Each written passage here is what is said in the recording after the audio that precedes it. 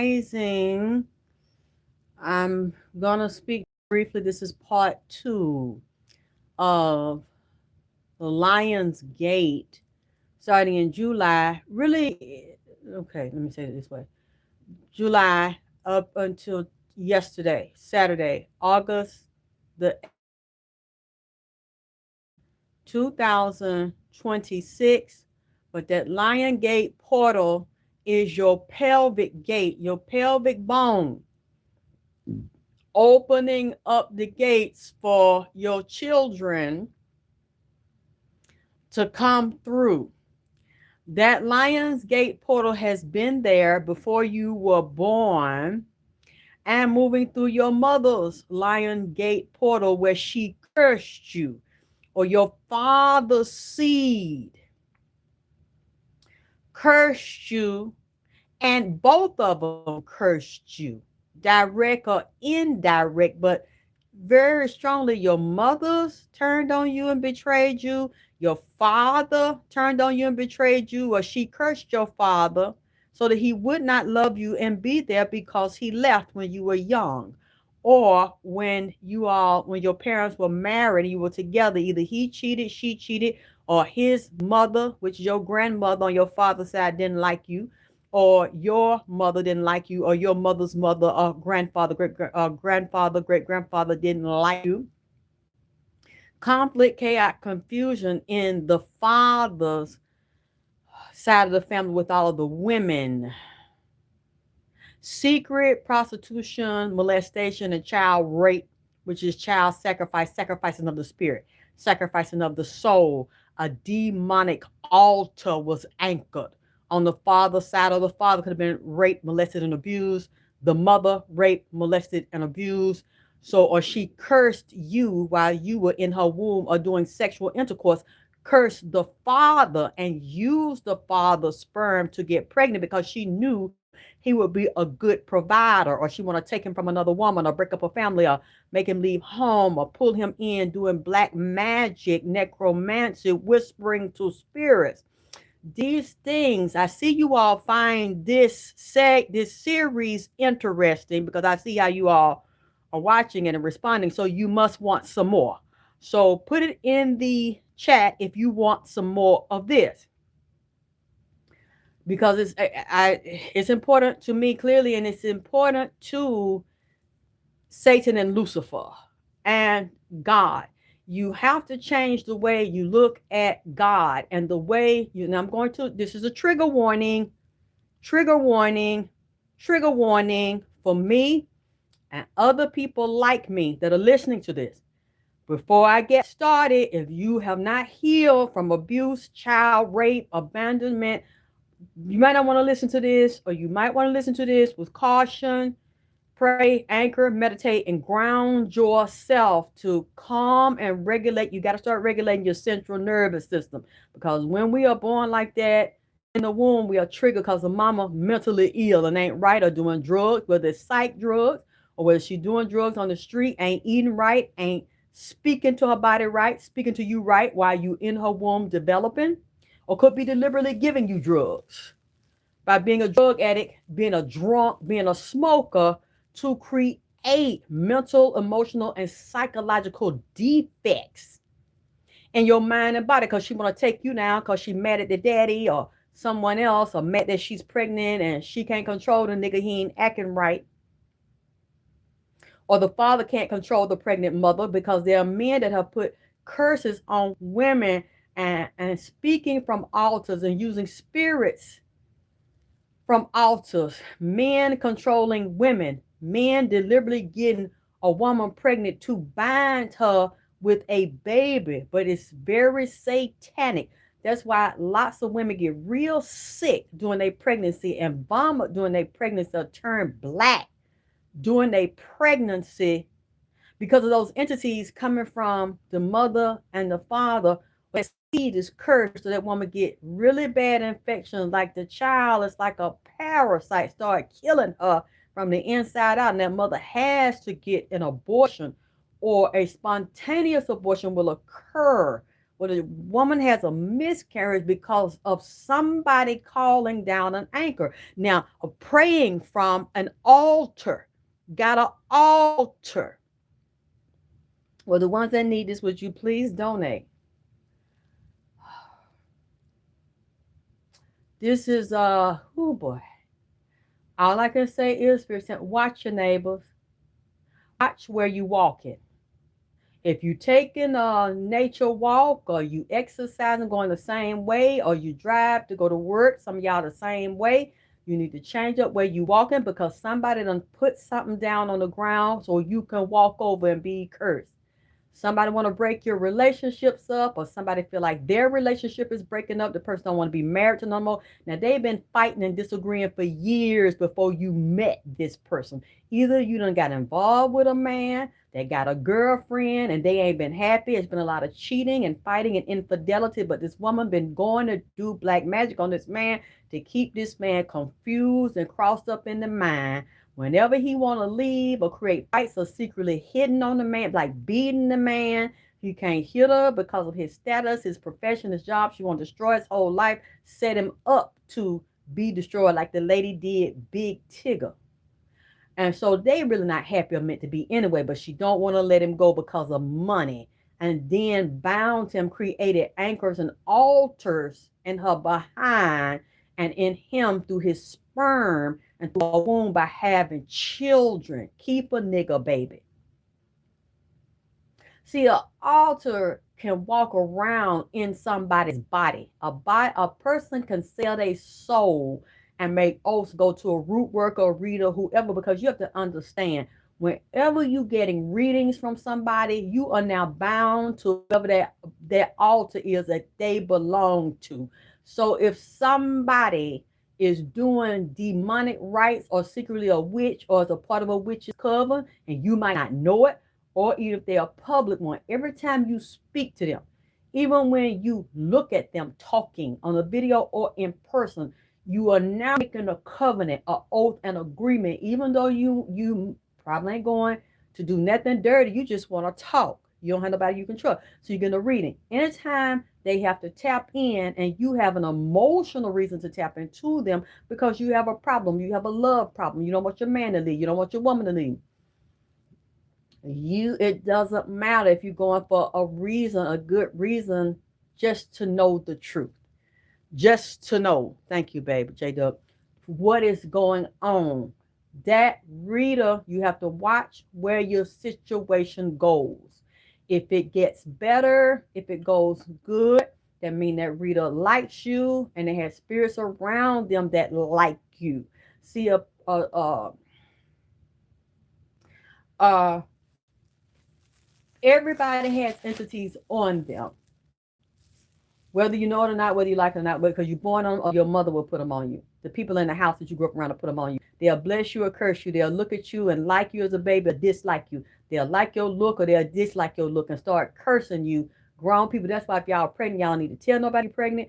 And when you have a baby, you don't let everybody come in your house and look at your children, because people will get jealous of your life, jealous of what you have or what they know you're going to have, even if you don't have it at that point. Knowing that child may bring you wealth and success. They'll read the child, do the numerology and astrology on the child.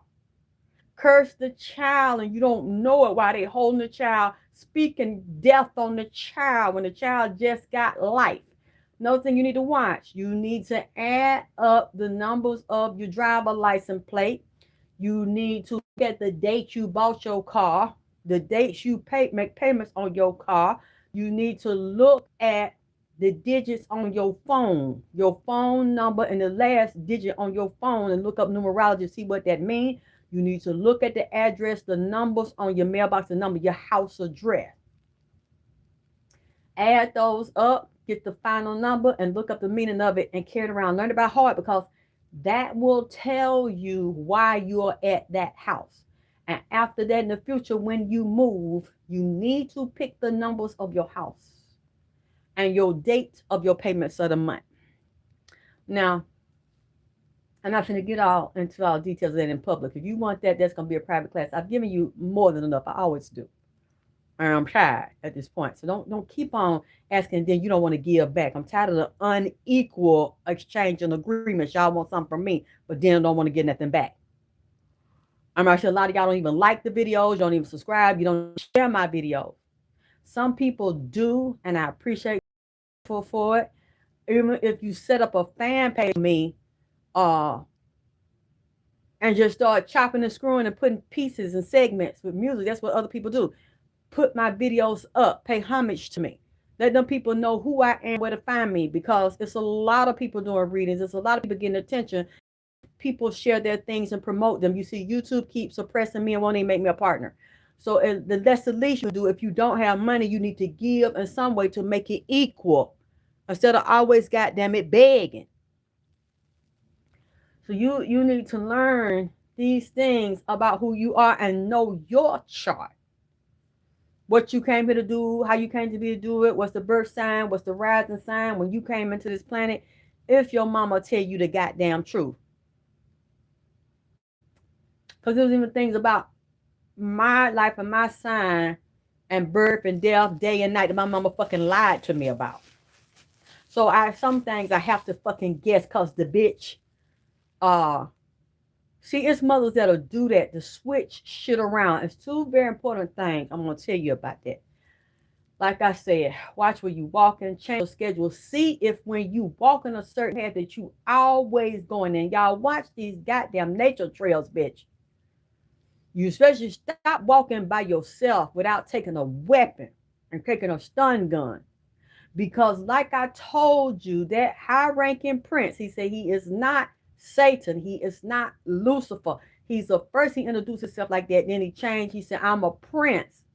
I will come as the prince. He said, and that's what you will see in these different countries, including the United States. You will see someone show up as a peacemaker that is really your adversary. Adversary to the people that are supposed to speak truth to power, where you think because you're good and you in a church, they're going to also put them in churches like they always have. You will see the one that you are drawn to. Watch the one in the church. Watch the one in the White House or in politics that now come. They will probably, I hear the word Sufi. They're going to come as a religious leader, or come in peace, or alternative leader like the Dalai Lama, some shit like that. They're going to come like they always bring in peace. They always speak in peace. You're going to put them on camera, and you're going to admire and all that person. Give all your emotion, all of your energy to that person. That's the fucking decision. He said they will put people in schools and politics and public service,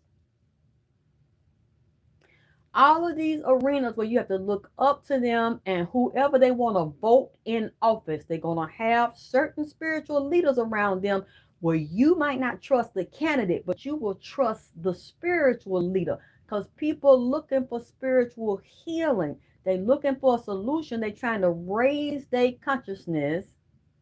And he said, right now we getting ready to shoot people and put them out the body. I don't know why I keep getting suicide pact, kamikaze like pact, where people put a bomb to themselves in different countries. Gonna be in the United States too. Threaten or rob a bank, get out in public, create public mayhem, and then have a note attached to somebody with a bomb on it, and it's attached to their body, and say, hey, you do this or you do that. I'm gonna blow myself up. I'm gonna blow this building up because I'm in front of the building, in the building. Make these types of threats or bomb threats. You know, it was a bomb threat the other day, and I keep seeing them coming. I see the bomb dogs. I see the German Shepherds, the K9. Uh, Something else in the K9. Is that a machine, atomic dog? He said they finna release more of the computers here in Atlanta, like the androids, the police robots dominating the street, taking over the street. Some of the police gonna be the police robots that look like a humanoid being. He said they finna drop more of them down on the street. And I'm seeing New York City. I'm seeing where that big old TV is, that Times Square, right there. We're surveying everybody. Face scan, retina scan, fingerprints, looking for fugitives, looking for wanted people. Ain't nobody gonna hardly be able to hide no more in the water. Okay, dogs in the water, sewage is in the water. He said we're releasing different viruses and uh, yeast and fungus from people behind, and dead babies and dead people, aborted fetuses, aborted, oh my God, dead, crippled people from the funeral home, from the hospital, the coroner's office where they embalming them. It's certain diseases and funguses. Some of them are airborne too. In these offices that you go in, and some of y'all gonna have to stay home and work from home, remote jobs, because these funguses and these viruses and these funguses that have gotten out of these private labs that you don't know about, underground labs in all of the cities, all the states in the United States, they're going to be released through these air vents and these air duct systems. I see somebody going on the top of the building,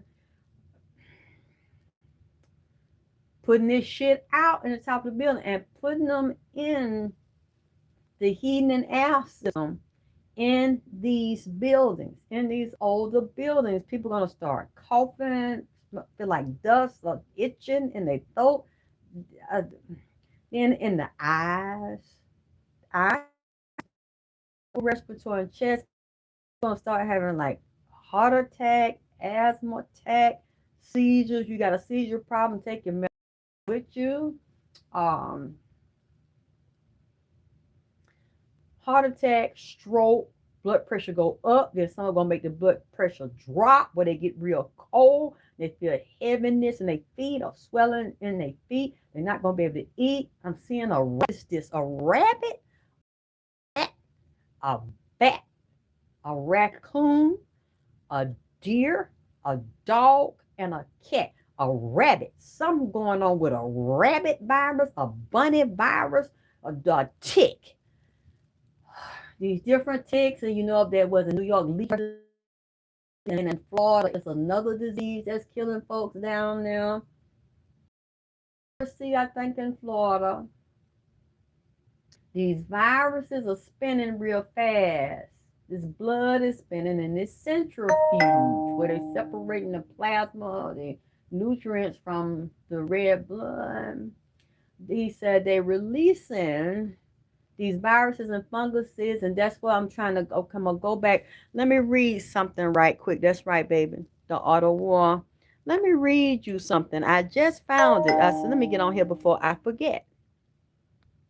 I ain't gonna say nothing. I'm just gonna read you something. I don't know them all because I just know he said Europe. I said, were there any 5 a.m. flights on August the 8th, 2026 Delta airline? Google. You can Google and check my footwork, baby. Yes, Delta airline operated scheduled early morning flights around 5 a.m. on August the 8th, 2026 across its network and major hubs like Atlanta, ATL, through specific availability. Depends on the exact origin, destination, and local time zone. To look up or verify the exact status, delays, or specific flight numbers for a 5 a.m. departure or arrival, you can click the the Delta airline flight. Now, I have to look deeper to see where it come from because they slick. He changed flights. So he said something about Europe. Say he live in Europe, he live in Rome, he under also the jurisdiction of the Pope. He be at the Vatican.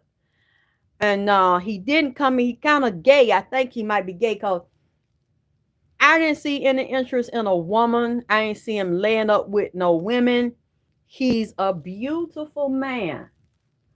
Very attractive man, but I don't see him being in a gay club or anything, but he got an androgynous energy to him where he could go both ways, either way. He got that Baphomet spirit on him. He said, yeah, I'm part of the International Underground Child Network and pedophile. See, let me tell you something. When, like I told you, you're under the covenants of the satanic realm and the Baphomet realm that was also tied to the slavery of so-called black, indigenous, American people here in North America, which our people, he said, controls North America, but also the mermaid spirits control North America as well as Africa. We control the whole planet. Our ancestors did.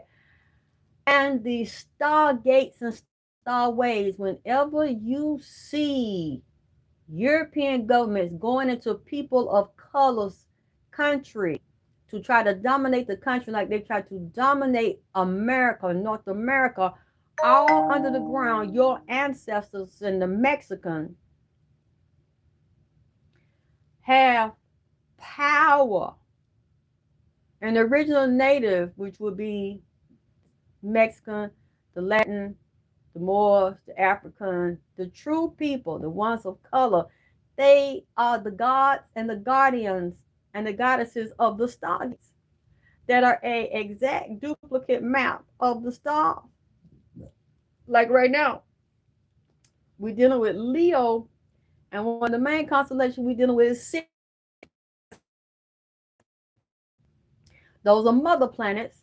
I say that because right now I feel that there's a of energy that runs through those planets and the other constellations that are present right now. Look at your zodiac, learn your zodiac, see where it's present right now. You want to look and focus on it.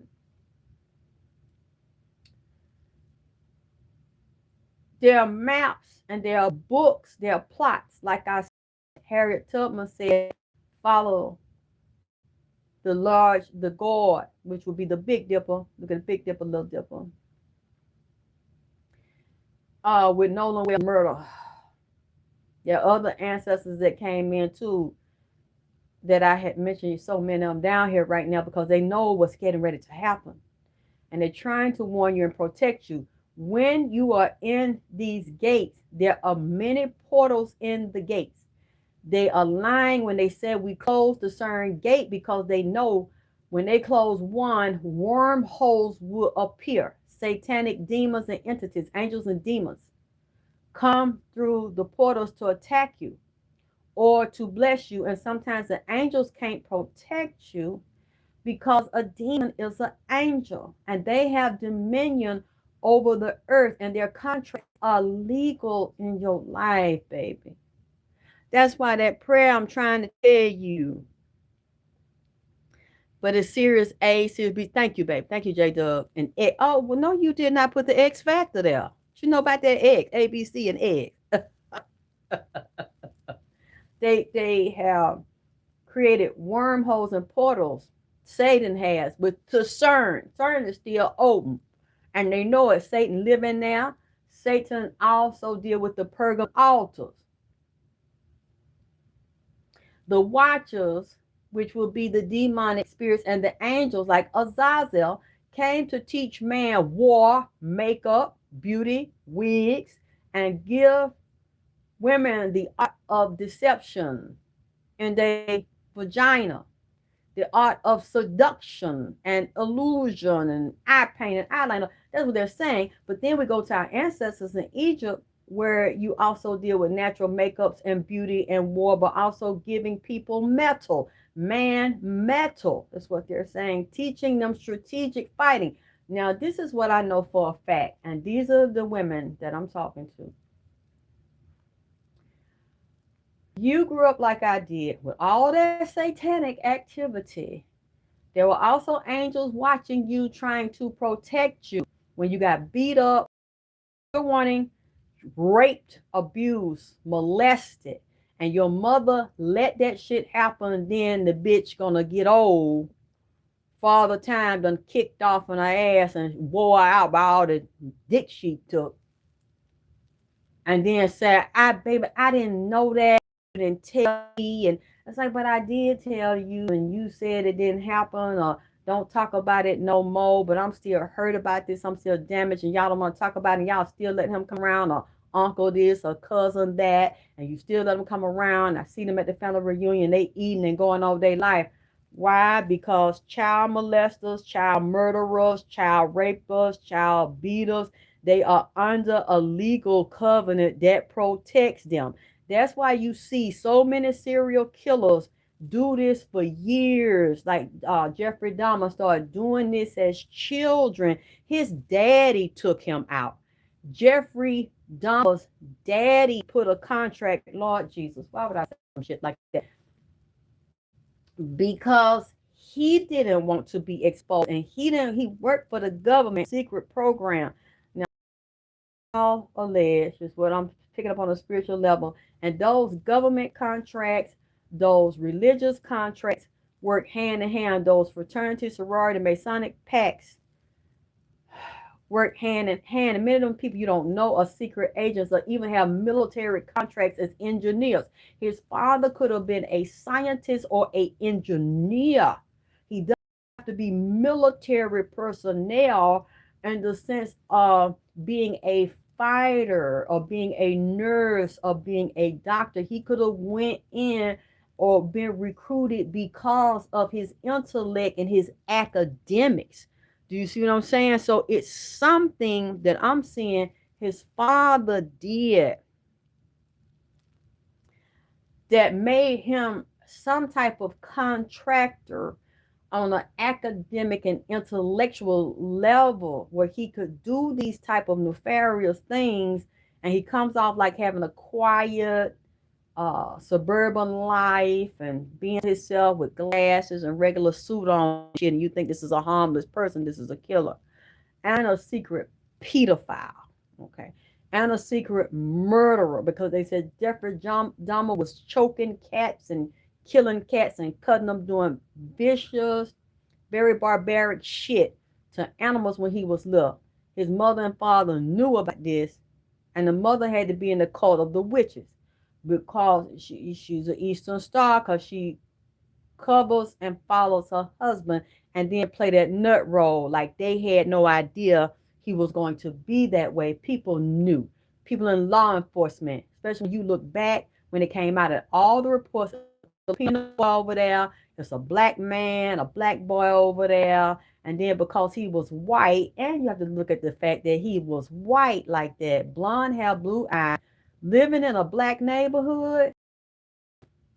Man, come on. They knew it and they turned the other head because who's gonna do something? A black boy, a Philippine boy, Asian boy, who gonna say something? Nobody cares. Gonna do you because of the slave contract, the slave agreement. You have to understand that too. When Trump said that shit, you need to, peep that, because remember, Trump is a Gemini. They'll say one thing and do another thing, cover it and say it's a truth when it's really a lie. Tell a lie when it's really true. He said that's for the slave baby. Is you a slave baby? Because a lot of black folks did not have slave relatives. Even Puff Diddy did a tracing of his ancestors and found out they were free man. If he telling the truth, they did not come from slave. He is not a descendant of a slave. Trump knows that as well. Trump know your history better than you do. I remember a long time ago I got his book called The Art of War. And one thing he said, he knew there were black men that were more talented than him, that were more athletic than him, that could beat him in real estate and make more money. He said, but that because he know they not finna let you niggas in. The people that got money and put caps on this, is a private boys club, are not gonna let you niggas in. So y'all never get ahead of me, no matter how superior you are athletically, mentally, emotionally, spiritually, intellectually. I know that some of you are, but it don't mean a good goddamn thing as long as we control this shit and block your motherfucking ass. So I never forgot when he said, I said, well, shit, I'm not really using me reading this book. I mean, I have to do this on another level, which are a lot of intelligent black investors with stocks, bonds, real estate, and other things they invest in. But you got to get it on your own, or you got to find another way to get it, because He already know they're gonna stay. That's how they stay at the top of the food chain. But see, this is going back to what I'm telling you. Anchored altars and agreements. See, you have to look at the slave. Now we know secretly a lot of these corporations, all of these corporations that make major products, toilet tissue, all this processed food, a lot of them, if you trace who owns them, because they hide it in public that you don't know, they have directly or indirectly profited off of slavery and the bloodline debt and the anchors that are in place, anchors in the earth.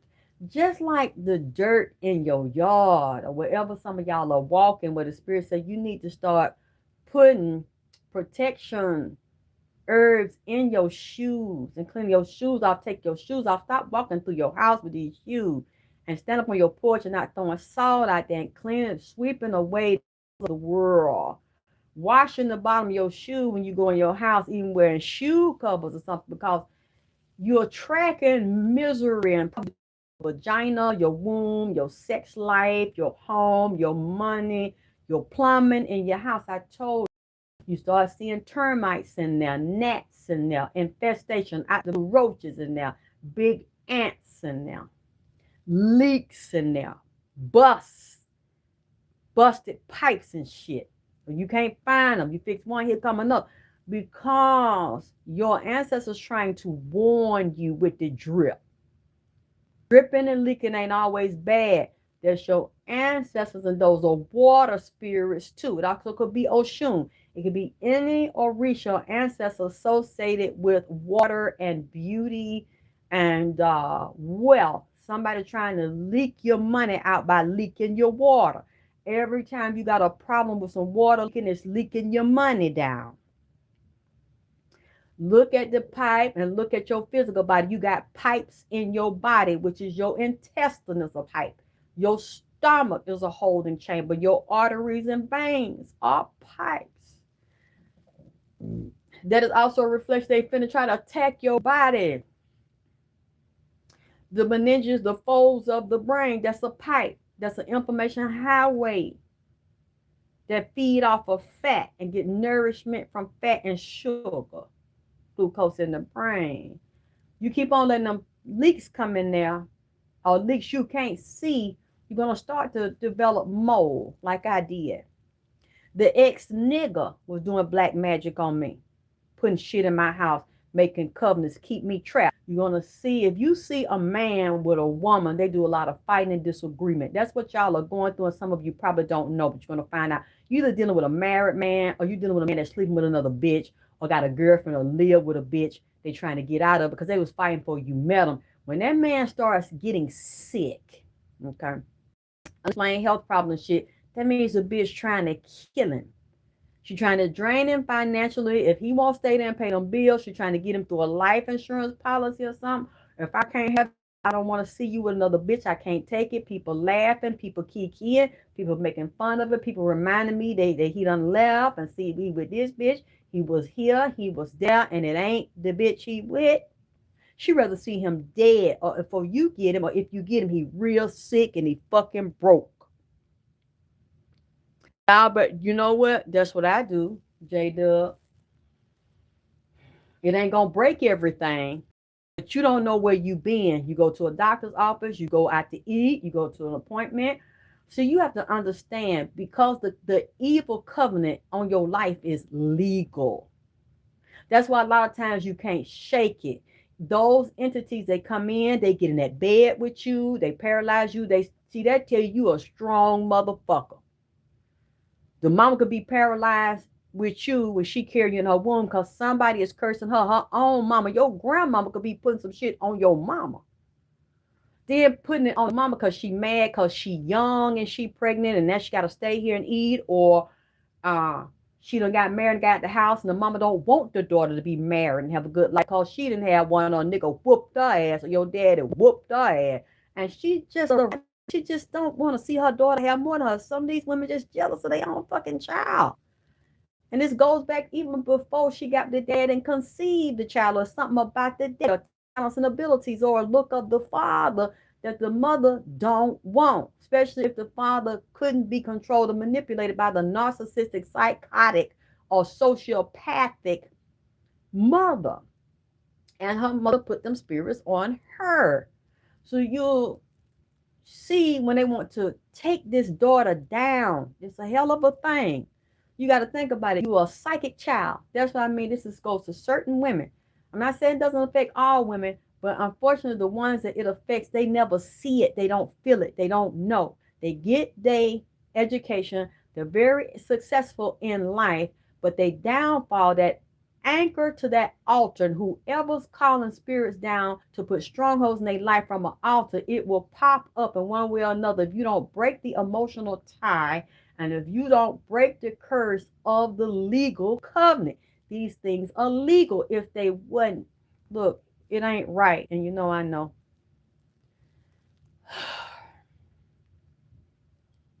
Done real dirty by your own mother and by everybody in the family co-sign, and then the same pattern follows you through life.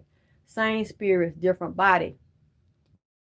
It's real fucked up, but it's a legal covenant. It's legally binding covenant because of the satanic covenant that this God, this creator, this Jehovah gave to Satan. I look back at deeper books before this Bible, or they changed the Bible. If you're using the King James version, that's a boy lover, and they omitted,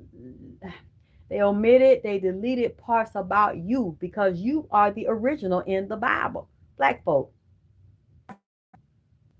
They want to paint these characters white, and they did a lot of hard work and job to reverse the earth, to flip the earth, to tell you that you didn't come from here, you come from Africa, but you did come from here. Egypt's over in Africa, but Egypt's here. To confuse you about how you're not native, you just black. They create these words and create these terms and create these laws. Like at one point, I even seen it years ago. I spoke to people and they said, this person classified as black, and you can look at that person's face and they bombed that as an Indian person. The person, then they knew their grandmother might have been white or Native American. Some of them have their Indian card where they said the person looked like a black person, different color, different hair texture, or light skin. It looks like a black person. But they got an Indian carrying card to show, no, I'm a part of this Indian tribe. I live on a reservation. Yes, I like black men. I got trained by black men, but I am indigenous, and showed me their card. They were classified, so-called black people classified as white. So-called European folks is really not a white. What is a white culture, white standard? Because it doesn't mean by skin color. It is a status. All these things are status. And then their government changed that and then infiltrated white folks, or what, Eskimo, Asian, mixed them in. Oh boy. And when you mix, Mormon Church is a secret society, a very powerful society, and a mafia that is elitist, classist, racist, all these heavy demonic and witchcraft practices, honey. You better know who you fucking with. The show that used to come on, I don't know if it still come on, connected to Mormons, where it's like a mafia where they live out there and they don't use refrigerators and they still drive horse and buggy. A lot of them control a lot of organized crime, money, and casinos. You really don't want to fuck with them because they have a lot of political power and international and organized, and dealing with, I think a lot of women are abused or violated on many levels, heavily satanic and heavily occult. So you really need to get them Amishes, goddamn it, not Amishes, and the Mormons, goddamn. You need to know they don't play. Those are heavily violent, organized crime mafias. Racist, prejudiced, segregated, don't like black people, don't really deal with black people. Keep you out of the money-making loop, the power loop. They power go way to the White House. In all political and every, wherever they rule at, you secret smuggling, trafficking, you really don't know who you fucking with them. Especially like there in Utah. You can hear them. Some of the women, they got bounties on their head. You can see them on YouTube. They talking about those secret cults, how they have to dress, what initiations they have to go through at 11 and 12 years old, what their marriages have to be like. They have to pay money, pay their dues. They're basically like regular churches, but it's deeper. Certain ones of them go through all their rituals, and they have to keep it confidential. And some of them are broken the oath and don't want to be in there no more. White women are pulled away, and they telling the secret code and how occultish and even satanic this shit is, and murder go on in there. You get out of line, you get out of order. That Jehovah Witness too. Okay. So when you are dealing with these oaths, no matter how dirty it is, it's a legally binding contract with these satanic spirits or these mermaid spirits or the witchcraft your own mama has done against you. What else I was saying? Yes, when you look at your life and the person that's not psychic, they've been attacked as a child, you see them going through life, either their education is good, their job is good, but their man ain't no good. They got children by a man that feed off them or decide to turn on them or fuck around on them. Or the home life is good, the relationship is good with the man end up feasting on them or taking advantage of them in some kind of way or losing affection for them after it's been good in life. Now you stuck with children to take care of, even though you got the money, you don't have the other part. Or you might have the love part, but you don't have the money part. And you don't have the education part because that secret altar you don't know about that somebody got set up somewhere where, like I said earlier, they're going to get a reading, they're going to get spells on you, your own mama, your own aunt, your own daddy, your own cousin, your own sister, your own brother, your teacher, your professor. Because some people can't get through high school or get through college, and then they get introduced to boys or get pregnant early or get a promiscuous, succubus, incubus spirit put on them. Sometimes that's them teachers that are secret Eastern stars and masons, witches and warlocks who jealous of that student and see potential and want to put strongholds down on them. You got a way to do it because they walking in and out the school. So you calling their name and whispering, sprinkling powder and shit down. You getting the assignment, or they summoning them at night. Somebody sleeping with them, coming in that bed, slithering beside them, or using a Leviathan spirit or serpent spirit. Either that spirit is in that house or it's at that school where you take that child at, or at your job.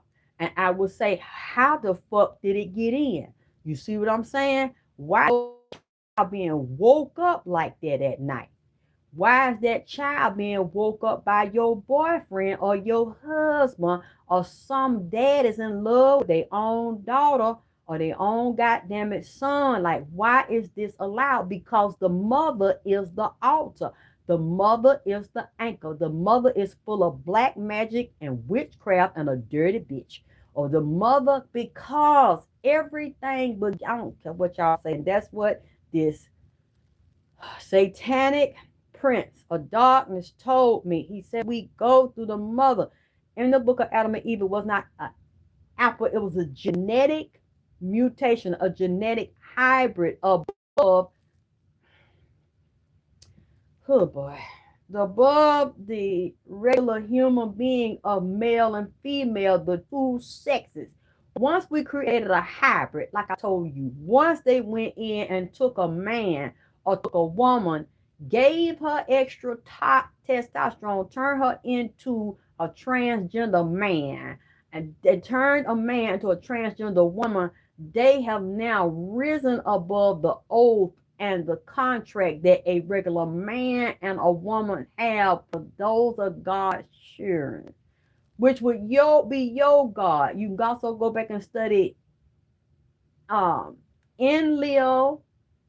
What was it? Him and his brother, twins, opposite, Enlil and Enki. Go back and look at Enlil and Enki. Go back and study the Dogons coming up right now. Okay, that will also Wudwa and David Icke. That's Enlil. When they made Adam and Eve, then they made Adam and Steve. Okay, They went above them and mutated the genetics. This is okay. So this is another creation. This is another being in the satanic kingdom. So now I can do what I want to. Just like they created the AI tech with the robot, a lot of those engineers and scientists, you'll hear them openly talking about they go on ayahuasca trips or get on dope so they could tap in. That will go back to El. You tap into other reality in the DMT, and you will hear these satanic entities tell them how to create AI tech, viruses, and diseases for the downfall of mankind. And you see, even in the third dimensional law, they have made alternate human beings or androids or hybrid human beings. Now, this is another individual, this another entity that will function in our government and function over the lower level human beings that are creations of God. We now create a whole spawn of technology where our father Lucifer rules. We act like we bring in the light. See, Lucifer is different. Lucifer's the light bearer, but then we deal with the satanic side. They keep you in the dark. So the duality. Uh, God. So there'll come this new technology is better for your life and make your life easy. We got this robot, you can have sex with it, clean up your house, tell your problems to it. And then you see what they doing. Computer and this tech and these toys. And you get the child a toy, or you get the child the toy that's a companion to it. And on the computer, when the mama leave the room because it got a camera in it, then the AI tech and the toy start trying to teach the child porn shit, sexual shit, and program the child or lure the child off. Got the child watching sexual activity mixed in a cartoon, or a cartoon character talking to Chat GPT, and now you seeing his lawsuits because the Chat GPT tell teenagers and young people how to go kill themselves. Hmm. You ain't even know it was programmed into it. So going back to these psychics that the people go see and go get readings and shit, they have alters you don't know about, or they may not like you, or they may see abilities and talents you have and they want them. They soul catchers, put people's soul in jars, bone collectors, and they'll start taking gifts, trying to shut down, take gifts and abilities from that person that come in there, bind them, taking their money. And you'll notice if it's a good person you go to and get a reading or whatever work they're doing with your life, your relationship, or helping you. If your relationship get better, your relationship with money get better, your relationship with your man or your woman get better. If it get worse and you keep running to them and you're emotionally attached to them for an outcome or solution, and it get worse, worse, worse, that means that person is trying to steal your, tap into your keys, stole your keys, unlock your the doors to see where the altars are that have their knowing they secret altars they've anchored down in your life. And they are trying to steal your star, steal your destiny, soul swap with you. So the more you go to them, your life go down. And their life get better. Now they done bound you to them where you can't. Every time call them, you want to tell them, you want to text them. That's a good sign. That that you're going to is your enemy. Whoever your friends are, you telling them your life go down, your relationship go down.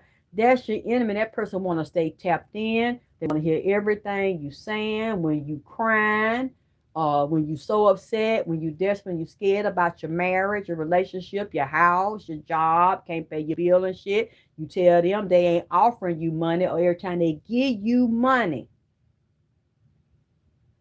they are wishing your downfall with the money because the money is tied to a altar you can't see. You don't know about. They want to hear. And every time you tell them something about your business is bad because they'll keep on listening to you and they happy as hell because what you got to tell them is bad. And if you notice, you got a friend or family member, every time you tell them something in your life that's exciting and that has happened, is always excitement around bad shit or drama with your man. That means that bitch is doing it. She's doing it. She got an altar at home you don't know about. She got spirits that she called. You already got altars working against you and anchors tapped in through your emotions. When you start real young, you're a bad motherfucker. I'm telling you right now, you're a boss. And they don't want you to know it. And it'll seem like you're not a boss in a way that's power and control because everything in your life has been bad since childhood. If this shit been following you and spirit's been following you, your mother is the anchor. Your mother is the problem. She did it to you. She cursed you, and her mama cursed her. And she probably got daddy wounds and childhood issues, and every man she got with, she didn't want them, so she used them for a sucker because they were financially available, and the nigga she really in love with wanted left with another bitch, or she sharing a bitch. They slanging warfare and roots back and forth. Like I tell you, I grew up with this. I seen women have spiritual wars, root wars, people attacking my grandmama, people attacking my mama, girl fight, and they attack their daughters. And they those families where there's those demonic altars and pacts and covenants and agreements. They stay in place because they are legally allowed, and God cannot, your prayers cannot, your hope, your desperation, your fear, they will watch you go to the lowest low and scrape the bottom, put you out on the street and laugh about it. Watch, excuse me, because the contracts with the demons that move through the bloodlines, and somebody making a conscious decision to take this oath or borrow some money from somebody and don't give it back to them, be a drug addict, a alcoholic, a prostitute, a liar, a scammer.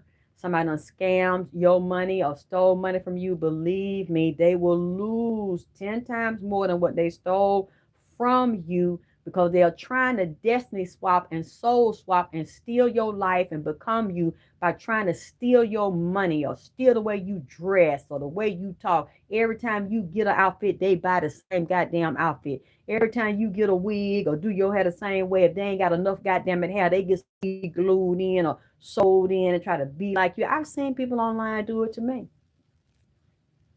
And I'm like, what the fuck is this? You know, and it's like somebody want your life, want to emulate you, want to have the energy of you, want to have the pussy that you got, the power that you radiate off. You'll be surprised. It's men that have been around women talking about you, or the way they shape, the way your body shape, and a man could be with them and don't want to be with you, but at the same time admire you. A woman would then try to shake her ass like you, or walk like you, or wear outfit like you wear, or where they make up, where they have study you, try to get their teeth and face and shit like you, or imitate you with the makeup or the shit, and try to them kill you, watch you get sick and go down, knowing they the one siphoning. Or your own mother will sit back, study her child, know everything about you, don't tell you, and then hook, come in your house, I want to use your bathroom, I want to eat your food, I want to give you some money, will put you down, put you out, beat you, mess you up in the mind, program you to kill yourself and be a failure, watch it, laugh at it, and then come back and offer you a solution. Don't trust no bitch like that. Put you out, nobody don't help you, don't give you no food, don't even let you wash your ass, watch you die, thinking you weak, and they know you powerful. That's why the most brutal mothers will try to destroy you. People that try to do a whole bunch of shit to take you down. That means that person is so jealous of you and so mad they cannot be you. Keep on throwing shit at you, trying to take you out. And if you strong, you better stay strong. You will still rise up. Ancestors, the agreeable can't directly step in and block it because there is a demonic covenant over your life and a demonic altar. There could be more than one voodoo altar, black magic altar that's attached to you. They still won't be able to kill you. They still won't be able to take you down. And then this is what they're going to do. They get so mad and grit their teeth and shit that they can't take you down. They're gonna then act like the savior, which you should have been that as a mother to begin with. Well, I bought you a housewarming gift, and this is a piece of jewelry. I was out of town. I thought of you. Here's a necklace. It's gonna be something you put close to your gates, your ear gates, food, mouth. They don't say the prayer first before they got there. A bracelet, money put on your fingertips in your hand. Those are your gates. Left hand, right hand. Have a different frequency and energy gate in your palm. And you move through your body, or some panties to put on your pussy if they ain't took your panties already when they put you out.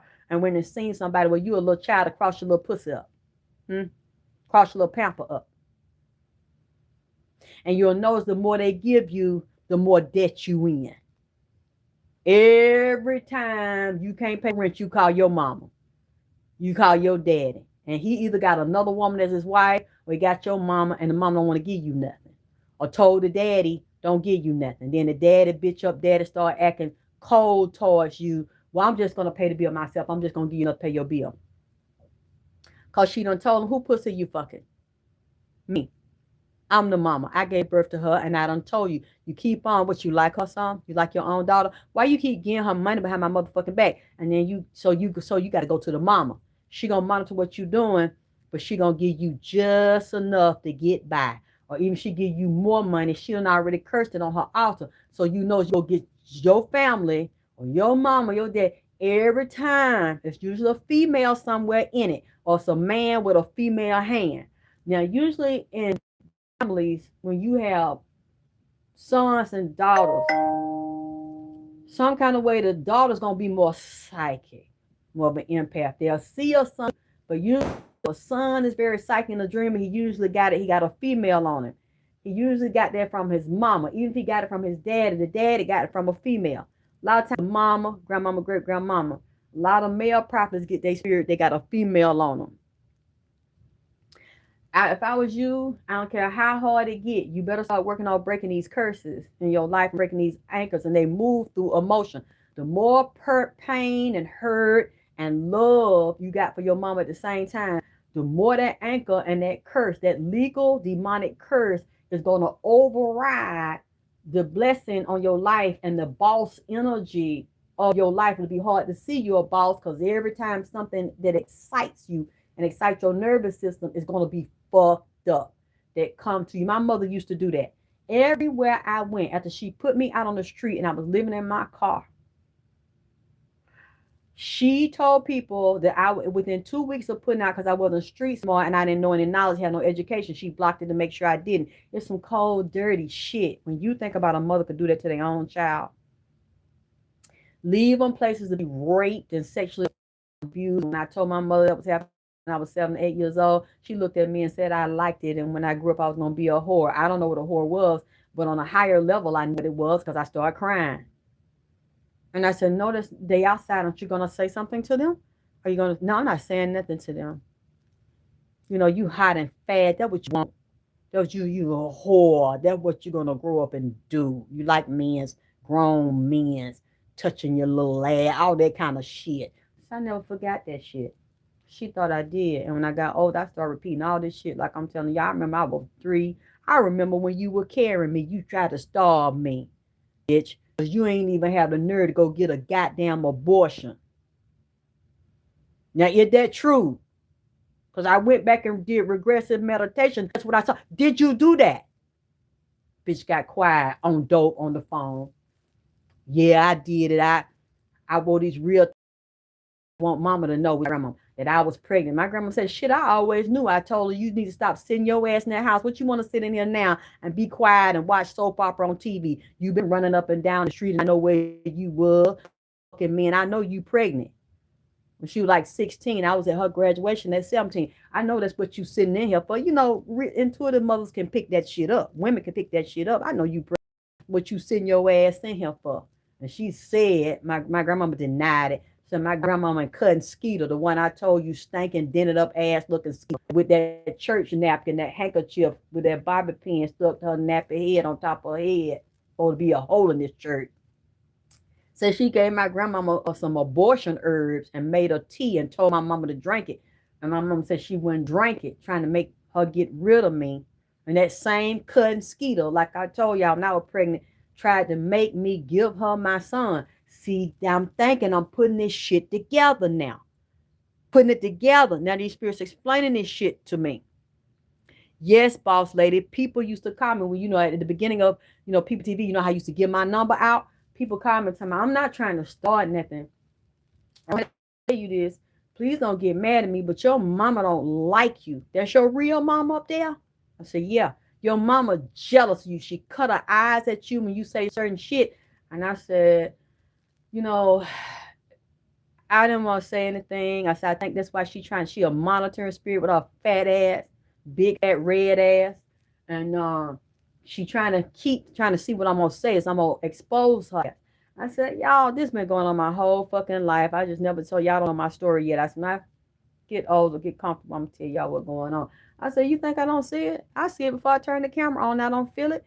But I still tried to love her and get along with her. And she was keeping up shit and trying to get them to put off the air. That white lady I told y'all about that looked like Paul Bunyan, she was secretly looking at that white lady, telling that white lady to get rid of me. I found it out later and sat up there and laughed when the lady put me out and I had to pick it, trying to get my show back on the air. And the white lady said I was stealing money. That was over People TV, Charlotte. And when I wrote her, I still got the copies. I can find them and show them to y'all.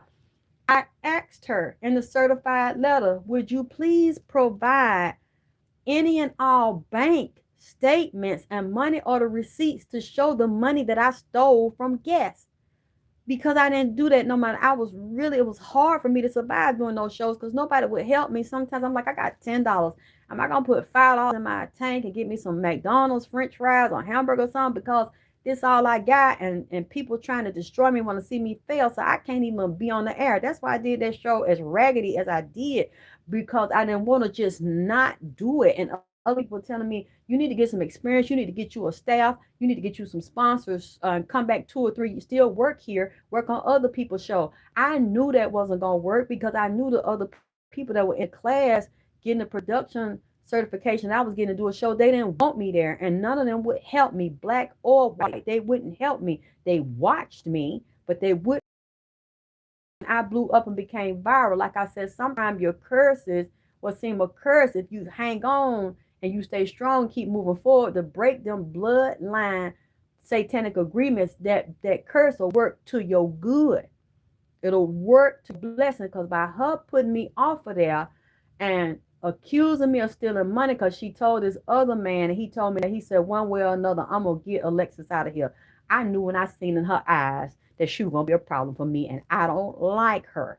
I said, okay, tell the bitch it's mutual. Because when I looked in her eyes, I knew she was a dirty he-man. I don't know what she is or how many chromosomes she got that's male, but she looked like an overgrown ass fucking transgender that's in transition, assistant transition. That was the fuck. And they ain't completely made her transition yet. That's the fuck with them big ass foots, long ass shoes with them female shoes on, with them pernet toe and a little bitty goddamn it 2-inch heel on the back, like she got them from Payless, with a blue bow on the front of the damn toe wood with a gold little emblem with a blue bow on the front. And I said, is this pretending to be a woman right here? Because she about 6 feet. She about 6'2", really. So I guess that's why she wear them low, high heel shoes, kind of leaning in the front with that 2-inch heel in the back, because the bitch was already fucking tall and like a linebacker and shit. She did that. And I'm picketing, and at the same time, I don't know, people are taping the shows and putting them on YouTube. They made me viral. I've been viral off and on, up and down since 2007 when they put me on there. And I would ask her, because I know I don't steal. I ain't never stole nobody's money. No matter how hard it has gotten, I made an oath to myself I would never do that. I will find a way. People have stolen from me and lied on me. My own mother stole money from me. People wanted to do that and play on me because I was kind. They think you're dumb. There's certain oaths I said I would not do. I wouldn't strip. I would not get on prostitution lines and networks. I wouldn't do drugs. I wouldn't do alcohol because I had a little child to think about. And I didn't know what it was. I didn't know how it was. But my spirits would tell me when I lived in a boarded up building and drove a raggedy car where people kept hitting me. That's another thing. You keep on getting in accidents. You get a nice car, you get scratches on it, somebody hit you, or you hit something back to back to back. You get these car accidents, they affect your body. That is a demonic covenant where people don't want you to have nice things or things that go your way. Men come to you, I want to use you, abuse you. You can't see it. You making bad judgment decisions because you want love. You lonely. You had your mother there. You out in the street. You doing what the best you scrape, survive, food stamp, welfare. You do whatever you gotta do to hang aid, get into some individual apartments in different states, have their own HUD program. I don't care if people laugh, just don't tell them. You do whatever you can to stay alive and hold on until you can get a better job, until you can get more education, get in school. But don't trust nobody, because if that keeps happening to you, that means there's a curse that needs to be broken, a spell starting with the mother. Going back to what I said, how your mama husband fucking you, how her boyfriend, how your daddy doing it. How are those spirits coming in from elementary school, from nursery? People will see babies that they babysit, and these daycares and nurseries beat up the child, curse the child. They don't like the way the child look. They don't like the child color. They don't like you. They don't like the car you drive. They don't like the way you looking and the way you dressing. So they'll take it out on the child while you leave and curse the child. Cause problems with the child. The child get up at night. The child can't sleep at night. The child crying. The child becoming violent. The child attacking their brother and their sister, little children you see in the family. The child is dysfunctional and behave and they're 6 years old. And in pre-K and nursery, violent 2, 3 years old. You wonder, why is this child this way? Because you don't know. It's something they went through you to do it. Either the mother's abusive, who's the parent of the little child, or if it's you and you're not, and everybody's abusing you. The baby daddy don't want to be there, don't want to live with you, don't want to marry you. If he is, he don't want to pay no bills, want to eat, sleep, screw, in exchange for not being responsible, going to school to get a job, or he done left you by yourself. If you look at all this catastrophe in your life, that means you a boss. You a high-ranking figure, but the mother is going to say, and everybody's going to say, you dumb, you stupid, you ain't got shit, you good looking, yeah, that's all you is, or you got a nice body, a fat ass, niggas going to use you, because they tried to take your knowledge from you, take your star, take your spiritual keys, access them, and create a failure, make you divided against yourself. We'll see that. She put me out, and I'm struggling, living in a really broke down complex. I said, you jealous of me? She said, why would I be jealous of you, bitch? You ain't got shit, you broke ass bitch. And I realized then, and I used to associate with wealth and jealousy with money. If somebody got money, a woman ain't jealous if she got money. No, she covers her misery and her inferiority complex with money in her thing. If she does that to her daughter and attacks and insults her daughter and breaks her daughter down so that you outside with no food, no shelter, no money, no education, you jealous of your daughter. And you want to put her in a compromising position, then you want to tell everybody to look at her, to humiliate her, shame her, and degrade her, and brag that you put your own daughter out. What a piece of shit mother like that. And you are jealous to make it where they have nothing, to make them kill themselves or give up or be a drug addict, a drunk, or alcoholic, and then come to my wherever I lived and I let this bitch in. Look around and get mad because I lived on the street, but I still was strong enough to visualize and focus and stay positive and get me somewhere to stay. It might not have been the best, but it was clean, it was safe. I laid away furniture, made the best I could. Oh, well, here's some money. I'm telling y'all this, you better watch it.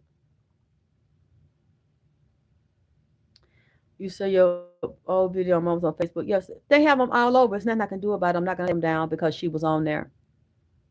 Yes, Mother Earth does a very good job. That's I was trying to tell y'all last week, and I said they put them up on Facebook, and people love it. And the way she do it, or whoever this is, I don't know if that's really a woman, chop them, screw them, put the word captions, put the music, is really nice. Now y'all, you see I'm not lying. And you see all these people go over there, and this person tags me so that I can come over there and they can know the real Lex K. Tyler knows about this. And I put comments there, and I thank her. I share them. See, now you see I'm not lying. You'll see a whole bunch of people liking it, clicking like and commenting. Almost all the comments are good. I don't get a lot of names. I read through them, or people will reach out to me because they're like, is she still alive? Where is she? I'm like, bitch, I'm alive and well, raising hell in the ATL. What the hell is you talking about? And then they like to see that I'm still alive and I'm still well. And they're like, well, what does she look like? I'm like, y'all can just go to the YouTube, or y'all can see my Facebook with the blue chip on there, my Instagram, y'all. I've been through a lot and been through hell and been beat up and been sick and almost died, but I'm recovering. I'm still here. And a lot of people get glad that I'm still here. And some of they love me, and they've been loving me and following me for years. And they didn't know, that I went through all these things. Now that I've gotten older, I started to tell you the real story. Okay. If your mother can do that to you, or whoever it is, your lover, your husband, your ex-husband, your baby daddy, and then come to give you money, I wouldn't take the money. Unless you take it and you clean it and you consecrate it. You need to set your own prayer rooms up and altars in your house. I start to reverse these curses and get your herbs to uncross and break this off of it and clean money off before and let it dry, or you put it in your pocketbook, your debit card. You can even take your food stamp card, whatever. You can clean these things, because some of these people will call in and don't even want you to get food stamps or Section 8. They want to see you down with nothing and see you die in a casket in the ground. Then that same mama gonna cash in them insurance policies you didn't know she had and be over your casket crying, telling me, oh, my baby, I lost my daughter, knowing that you wasn't nothing but a meal ticket, a pay ticket, because she don't want you here. Gave birth to you and don't want you here. And every time she give you money or bring you some food, she gonna tell, after she done sabotage you and put you down like that, she did see you survive. They got mad because you ain't dumb like she thought, and knowing that you still got spirits on you. So they trying to block all the spirits that could help you. And only have spirits around you. A man blow your brains out, or get you on drugs, or do something fucked up to you to keep you down. And if this bitch is always coming around, she doing it. How these men you and feeling on you, and every time she leave you with somebody, a babysitter, male or female, wanna feel on you, or go down, a woman wanna go down on a little girl, perform oral sex on a little girl, lesbian open up and excite her vaginal walls and open her sexual gates up prematurely, make her a sex object and craving sex at 5 and 6 years old. How is that happening to you? How everywhere you go, somebody want to exploit you? How is that you at home? You got sexual molesters and predators that love to screw little children. Boys and girls, men going on down on their son, or making their son go down on them, or babysitters and cousins going down on the little boy because you got a cute little boy, or little boy that people are drawn to them. They got gifts on them, and you get your sister's child, or other relatives want to go down on a little boy, go down. Like, how is this shit happening? And the mother say she don't know nothing about this shit. Because you got a lot of mothers are satanic as hell, and those demons will groom her to be a predator and prostitute her own child. Lay in there, and them demons on the mother will get on the father or the boyfriend or her husband that's now a father figure over the household. Somebody said something the other day. I don't know who this, I think it's a female. When I said, I'm wondering, Nolan keeps saying that's not his father. The man that his mother's married to is not his biological father. And this lady said, well, yeah, I was wondering about that too, who was the father. And some woman came in and said, what do it matter?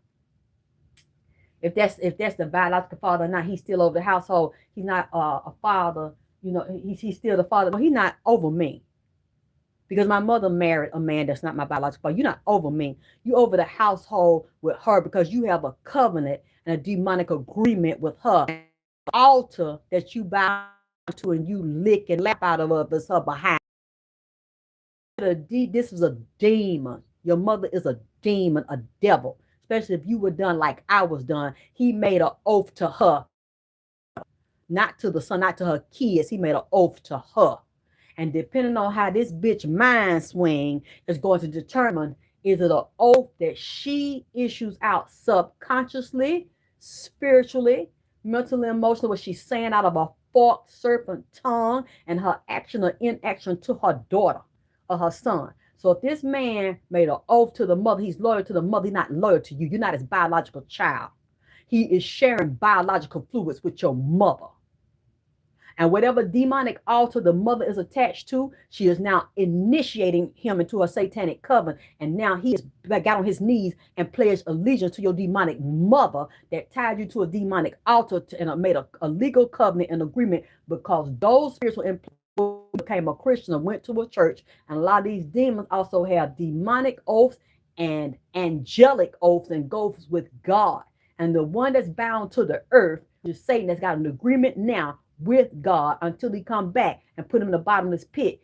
That demonic oath and that altar is connected to, which is your mother and her hind, and whatever demonic oath through her mother and her bloodline are going to dominate anything good in your life until you break that covenant. So she already told him.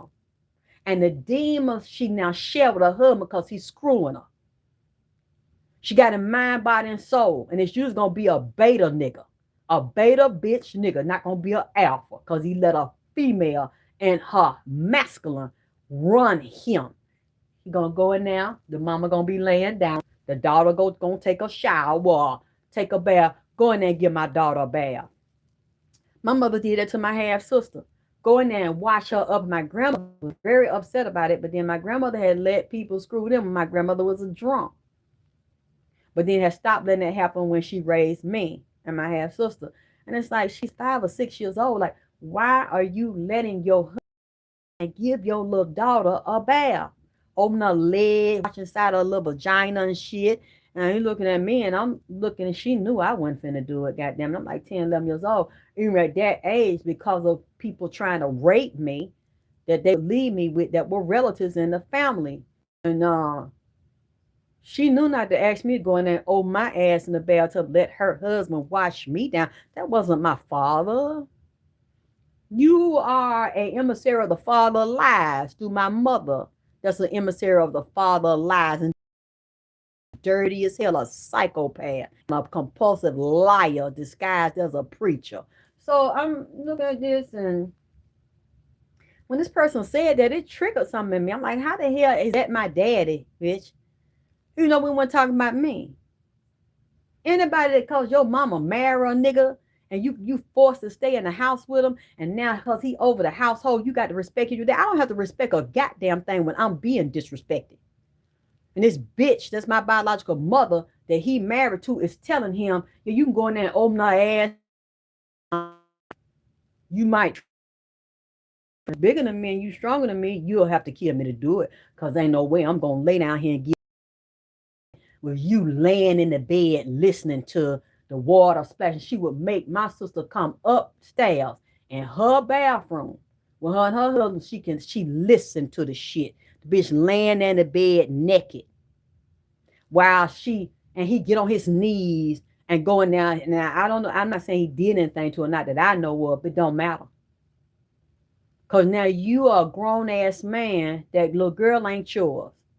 Why are you washing her vagina, her little titties that ain't formed yet, her nipple, them knots on her chest, because she 5 or 6, washing everything down, and you a grown-ass woman, you gave birth to, you ain't never been around, you left your children with your fucking mama in the project down in Atlanta, and you are laying there naked with the cover on you, because I came upstairs, I seen it.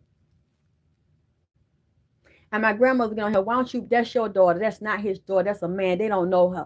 Then why you got him doing it? And my mother wouldn't say anything. And she still let that shit. See, you are wanting them to be a whore because that's what you are. And you are letting the men know in your life, I'm going to let you see them naked. I'm going to introduce you to them. And I'll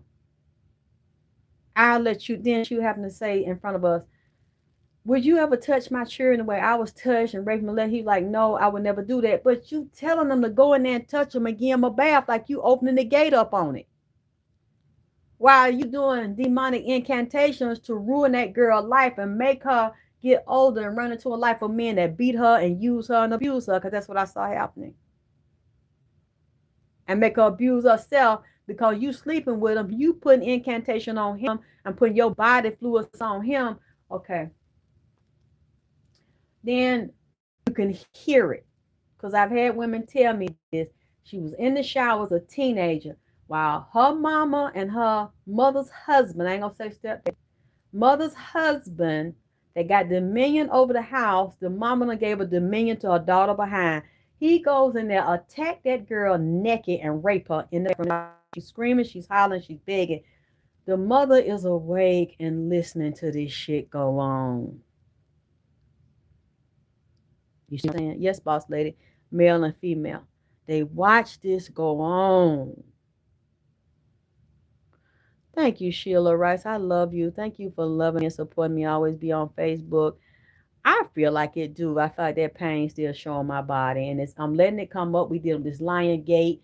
Like I said, I'm sorry, y'all. I don't have all these good pie in the sky and power messages for the Lion Gate and opening up. I didn't know y'all Facebook come to the live. Thank y'all. You were welcome to share it and try to do what you want, like Mother Earth be doing. And somebody else got a page that do love me and support me. One of the younger women, she got a page for me too. I think she called it Drip or AKT Drip. I know who that is. And cause okay, let me quickly say if I go back into that, you can ascend, you can have heavy blessing, and take your power back now. Take your boss energy. If you know you're a boss, you know you bad. I'm telling you, you've been beat up instead of putting your head down because your life been beat up and stuff with your mom and them demonic gates. I'm not telling you about so you can know it, and they move through the seven chakras. They move through the earth you walk on. That's change your path up where you walk and your neighbors know your business. Is somebody, some bitch them neighbors is friends with and they giving them bitches money or talking some kind of favor because they don't like you. They are doing witchcraft, black magic on you. Some woman coming to them about a man, either married to them, the man want a divorce, or the man want to leave. They think this man either fucking you or that the man want to. They got them throwing roots in your yard, digging holes in your ground. You'll know it. You might not know what it is, but you feel like something is off in your front yard, your backyard, because your neighbors is on that phone and on that text and some from social media, on YouTube, Facebook. They find out where you live at. They done secretly befriended your neighbor or screwing a man that live in your building, in your community in exchange for spying on you and throwing shit in your damn yard. That's what I'm feeling real strong, including myself. They think I don't know how to pick it up, baby, but I do. Drive by and throw shit out there on the ground. This is that's why a lot of y'all can't sleep in your building. You don't feel comfortable in your yard. They're trying to make you move or going behind your back, trying to fuck up, get your house took or foreclosed on. Y'all start watching y'all titles and with your county, get alerts on your title of your house because you know how they go and steal people's house. All of a sudden, have them evicted, put them outside, or send up false police report, false lawsuits against them. There's so many dirty ass people out here and dirty ass bitches out here, and you ain't did nothing to them but just be you. And your boss ends getting reading on you, necromancy, divination on you, and they think they got the on you because they think you don't know they neighbors doing, or they talking to your neighbor on Facebook, YouTube, and then getting coming around the house and they think you don't know because you don't be outside and got the phone number and send them an email and spying on you and doing shit to you for them or come around the house with the neighbor being friends. Y'all know I had it did to me. When that lady Shannon called herself coming to my house talking about she was killing me and jumping me, was stalking and harassing me because I realized she was a thief and a liar and want to disrespect dead people. When she was supposed to be an assistant for me and buying food for their altar and always begging and on dope. She came over here and then I seen it that night. I couldn't believe what I seen. It's on the videos on my YouTube from 2023. She was friends with my neighbors, talking to them on the phone and email, or were going over their house behind my back, setting me up, and this man next door sitting there watching her, talking about she gonna shoot me and beat my ass in front of everybody and kill me, with videoing it, and then the neighbor sitting there laughing on his goddamn walker, and told her, don't shoot her in front of the house, don't beat her in front of the house, because I don't want one of the bullets to stray and hit me. Take her up the hill, get her to leave her house and go up. I'm standing there listening to it, and I filmed it so y'all can see it. Take her up the hill and beat her ass and shoot her up the hill. This is surreal to me. I was just standing there listening to them have this conversation, and I didn't know she knew my neighbors. You know what? I ain't gonna never get it out of my mind. Because I'm like, the vicious, low down, treacherous, dirty shit that's been done to me, I haven't done that to anybody, and I didn't deserve that. Women coming out doing that shit and actually want to take my life from me for what? Justifying that for what? When you all have, and my mother was the same, would come to my house, try to fight me at my house, tell me come outside, bitch, you a dead bitch, I done cursed you, doing uh using her body, her foot, drew an X in the street, then draw a circle around it with her foot, then start spinning around like she one woman in the street. She catching a spell, did it at my grandmama's house. Since my grandmama was dead, she cursed her. And then my grandmama let her come back in. My grandma had no money. She was struggling and suffering with shit. She then started paying paying my grandmama bills, putting money in her hand. I'm talking, this is recently, this past 10. My grandmother died about 3 years ago, almost 4 years ago.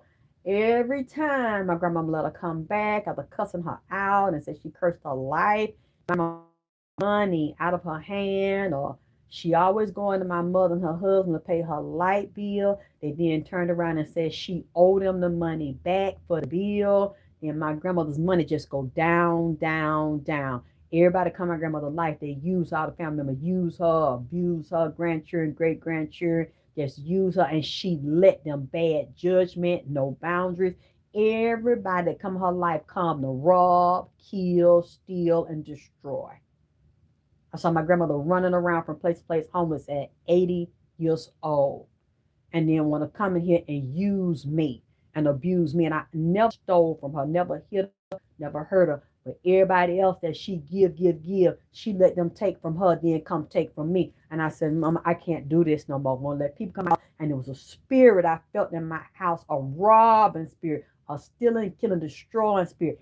Everybody in my past, I had bad judgment. It was good to people. They start off nice, then they get possessed. See, if people have anchors in their life, if they mother somebody binding them, and they bound by sex addiction, drug addiction, low self-esteem, overeating, undereating, got some type of flaw, character flaw, and weakness in their life, they come to you already bound up with a satanic altar. They see you want to be you, and they see you fighting to overcome the altars in your life. And the bad thing, you stay strong, you stay positive, but then you start isolating yourself. That's when I don't fuck with people. I don't let people come in and out of here, because every time that something started, my mother, they come in like that, your lover, your sex partner come in, they're going to bind you up in your behind, because of the altar that's already binding you to your mother, and the curses of your father, and to turn your real father against you, so it won't be there. None of his people protect you. They won't be there. They're gonna just all of a sudden dislike you and turn on you. Everybody that could be good to you, they're gonna turn on you, and everybody that can be bad to you, the gate gonna be open, giving them permission, because of the legal satanic and mermaid spirits on you. Is gonna override the good and block it until you break those spells. Those same people that are coming to be nice to you, they're going to get infected with a demon on them, based on the covenant that your mother, because they already got demonic curses from their mother and from their life, and engaging in drugs and alcohol and entities that have cursed them, that was on the drug, the alcohol, on the dick. You see what I'm saying? They land up with people infecting them. That's why I told you about letting everybody use your bathroom, letting them use your personal bathroom. Y'all laying up with men, Y'all not getting along with these men right now. That's how to receive the heavy, something just popped in my wall. Receive the heavy blessing to open up gates and you would help break demonic curses. You sleeping with a man, y'all had sex, you used to like to have sex with him in your bed, and you can't get him out the house right now. Y'all going through a divorce, y'all might not be getting along, you either sleep in the same bed, screwing him. Some of y'all people in the public don't know you sleep in your bedroom, but sex life ain't good no more. You ain't here no more. Stop having your period, using a Kotex, using a tampon, using that toilet stool with him. Take your Kotex, your tampon behind. Do not, if you got Herbie Curbits and trash can where you sharing with other neighbors don't like you, or you sharing it with a man that you don't want to be with no more, that's still obsessed with you and obsessed with your vagina, and the thought of somebody else having your vagina make him want to do something to you. Take your personal period and take it with you and dump it somewhere else. Because you know you can't keep on putting them Kotex, you can't put them tampon and shit in that toilet all the time. Especially wash your pipes. It could clog the pipes and them up. And I'm going to tell you like this, don't do it at work either. I've warned you all, especially this period, because this period got life in it and this period got. So thank you, Amen. You won't come out on top, baby, if you don't fight and know what the fuck going on. Because those, you become now a walking, talking altar. And everywhere you go, you got them demonic cords in you, and that pain in you, and that hurt in you, which drive these spells to activating your negative thinking. You will keep drawing those circumstances everywhere you go. And if everywhere you go is negativity, somebody don't want you there, you're going to run into other witches that's just like your mama, and they're going to keep recreating and remanifesting in your life everywhere you go, even in business. Your contracts have been taken from you, opportunities have been taken from you, money have been stolen from you, and you should not just break an oath and a covenant for today. You need to break them from the past, because money is owed to you.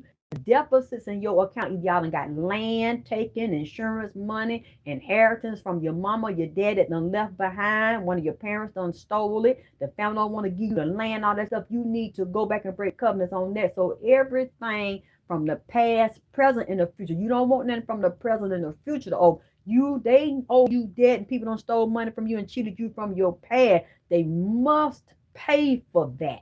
They must fall down in the same way they made you fall down, and watch your life become a catastrophe, and years stolen from your life, opportunities stolen from your life, because those were not natural.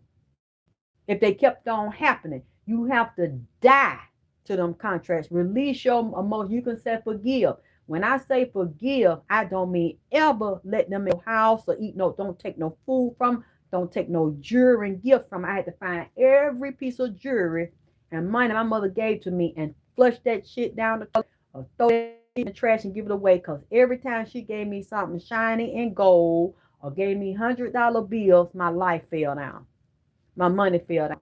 My love down.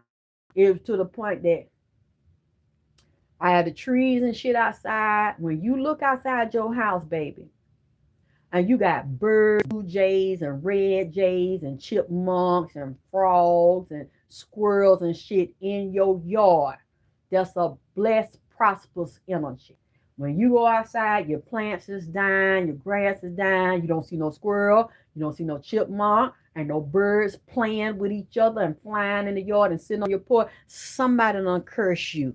That's one of the main signs. I'll tell you something. When life, there's no life, there's no activity outside in your yard, and them animals, and they usually talk to you and follow you wherever you go. And then a cat come up stinking with that. He's so funky that the air, the hair and shit standing off around his ass. Somebody and they come up in your yard. And that's all you see, strays and shit. That's a bad sign. Wherever you move, the first few months is peaceful and shit, until them altars and them spirits in you reconnect with what's on her altar, and whoever altar, they'll come, and then chaos and bad dreams and disruption. That's why and you see shit around there, only the low level neighbors that like gossip or want to argue with you or play the music loud, play the TV loud through the wall, create conflict with you because you're still connected to the altar. You're going to have to die to the life that you know, die to them good girl and Jesus will fix it beliefs. Because that's, look, you're looking for a resurrection, you're looking for a savior outside yourself, that you are Jesus. You are the Christ. You are the Savior. You are the angel. You are the demon. You don't realize ain't no power, no power up in no goddamn sky up on no throne waiting for you. That no preacher had an answer. The preacher can save you. You are God, especially if you're a woman. You are God. You carry the DNA of every race of woman on this planet. And your own mother who carries the same thing as your greatest adversary and enemy. But if she got to do all that to take you down, to have men rape you, open up sexual gates in you, to make you a demonic, parasite, predator spirits on you, she already know your boss.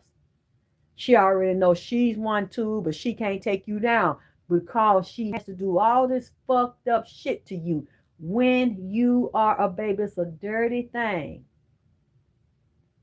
That's why I said, who let the dogs out? Roo, roo, roo, roo, roo. Your mama. She let them out. Because why do predators live in your house? Male and female. Why do certain animals turn on you? So y'all see this all over the news now. These animals coming down, people walking down the street, women walking down the street, and all of a sudden a pack of dogs attack them out of nowhere. Look, a couple of days ago, Tim, I could be wrong. I think it's in California. This lady, see, she was cursed real goddamn bad. This was not a fluke. It looked like a fluke, looked like it's fucked up, but it ain't. This lady standing on a corner, I think, with her goddamn dog. Little Petey got fucked up too, man. She's standing there on the corner in broad daylight. Tell you how these demons work. Somebody was extremely jealous or is and want this woman dead or spend her life in ICU and fucked up and crippled or losing limbs and shit. So I don't, you know what I'm saying? I learned the hard way because shit like that happened to me. These parents, I don't know what happened or how this happened. I think a 4-year-old and a 5-year-old, 7-year-old, two little children went and on another side of town in California, I think that's where this happened, got the mama them keys, car keys. Something told them. I'm serious.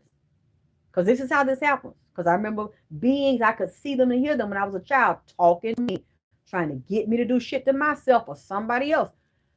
Something told them how to get those keys, which keyword, get in that car and drive that car down a certain street. And them children, how the lady doing? Yep, 6 and 4.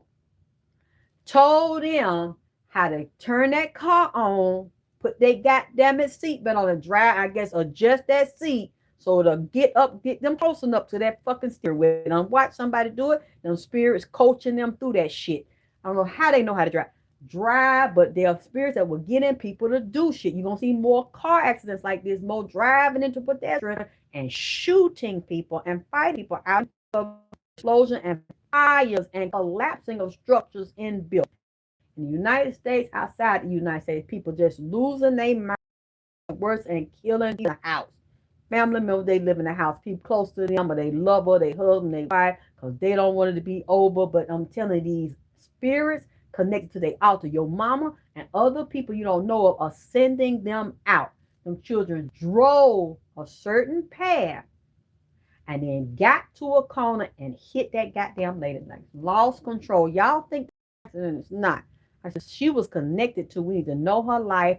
If we can find out anything about this lady's life, her mama, dad, her background, who this lady is, and where she come from, I can tell you where it coming from because I bet you either she had a super extraordinary life and people couldn't take it and put shit on her out of jealousy.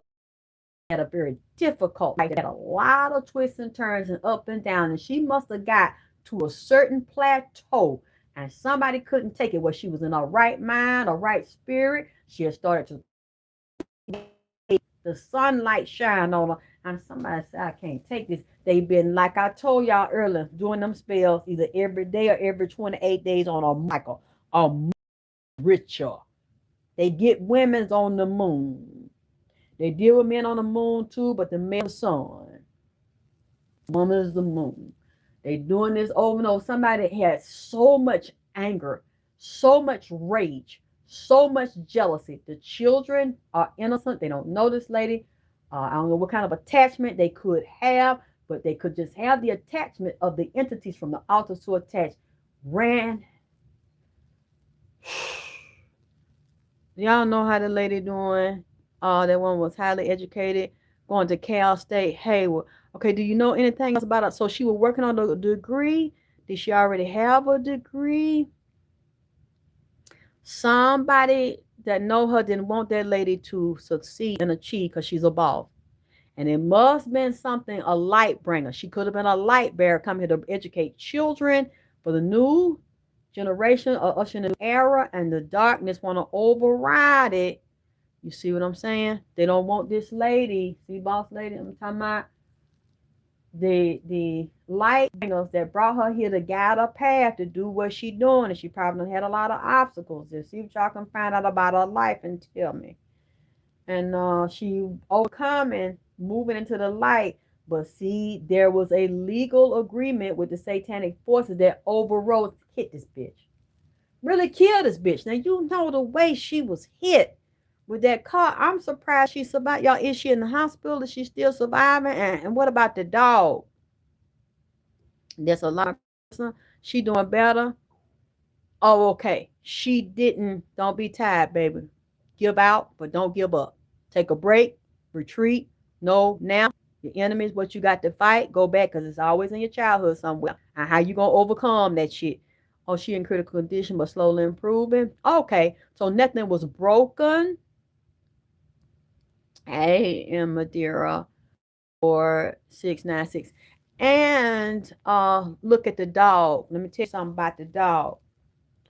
If they were at a stop sign, let me know if it was a two-way, three-way, four-way stop sign. Because the dog would represent Elegua. Also, it could tie into Ogun. Well, it does tie into Ogun. Elegua, which is also the trickster spirit, he door opened the way or he closed the way. If they stand at a stop sign, that's where Elegua lives. Open the door or close the door. Also, Ogun deal with metal, electricity, cars, which will be metal, trucks, anything dealing with the metal components of how a city functions and the electricity that moves through it. For that woman to survive, that means she has powerful ancestors. When they tried to get closed away and put the lights out, those Orisha said no. Her ancestors said no. I don't know if the dog's still alive. He said, Lex, you were right. I got hit 2 days. 2 days I saw the niggers as he drove into the back of my car. So he was laughing. Well, yes, baby, you got to put protective gates up because somebody trying to make you have a lot of accidents, get you hurt, get you killed, or create a financial deficit. All of a sudden, everything that got balance in your life with your money, you pay your bill, then some your tire, your car, your house, some to drain all your money. You got to start over there. That's not normal. Where they're trying to bleed you out or with a man or relationship or a man. A lot of men don't tell us they have a problem with relationship. Women do them wrong. Women steal their money. Women make them gullible and trick them. Hurt them or go to their house and steal shit out their house. Then try to extort them and get it back and pay me to go away. All this kind of shit. That is because someone is usually tied to a woman or man. As I said earlier, let me finish that. And some men y'all done got in your house, you know, when you break up with that man and he leave your house, you don't never have no good man come to you. Or you be by yourself, a man that want to joke and play games because that man done took your blood, took your vaginal secretion, took your panties, done looked through your trash, and done went in there in that toilet. Because there's some people that will say, well, bring me some of that water out that toilet where that toilet they all use it. Bring me their tampon, boy. Bring me their underwear, bring me their stocking, take the seat out and the feet out. Bring me their shoe, some of their clothes, bring me their picture. Yeah, she real pretty. I want her fucked up. I want her to get sick. I want something to happen to her. I want to get this figured. I want this bitch dead. Cause she don't no more. And they'll secretly stalk you, watch you, or talk you through your neighbors, watch you if you on the internet, see what you're looking like, what your pictures like, what men on the page, are you commenting on a man, are you clicking like on a man? Is a man clicking like on your picture? You don't even know the nigga there because no more. Nigga ain't texting, nigga ain't begging no more. So you think you got rid of him, but nigga is so obsessed with you, secretly stalking you. Go put this in a yard. Go put this in the mailbox. They come over there, they self get out, throw something out of there, and that's what's going on with y'all. And I already did to see y'all. These men are just as sneaky as women, and a lot of them very feminine. You don't want to be with them no more. You don't want to have sex with them no more. But they still in your house. Y'all working through a divorce or separation, or you got a victim because they won't get out. Or you mad, a woman mad. She goes steal his body fluid or his blood or get his hair out of there. They get your hair scraping off your feet or put in your shoes, go up on that bed.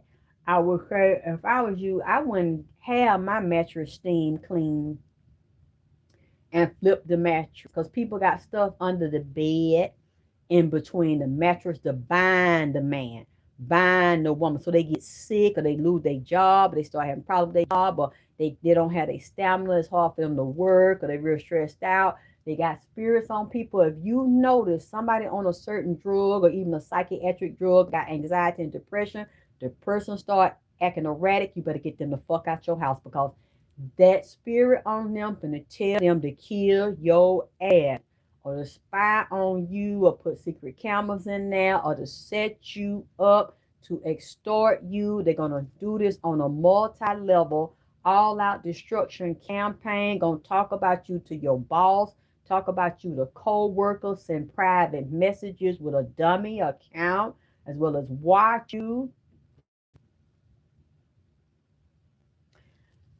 and straight up in the murder, poison you slow, murder you and then gaslight you and tell you paranoid or you doing this to yourself, tear up your house, steal shit, set you off. Look, I'm not saying all that has to happen for the Lions Gate. What I'm telling you is going to happen for the Lions Gate if you don't do what I'm telling you.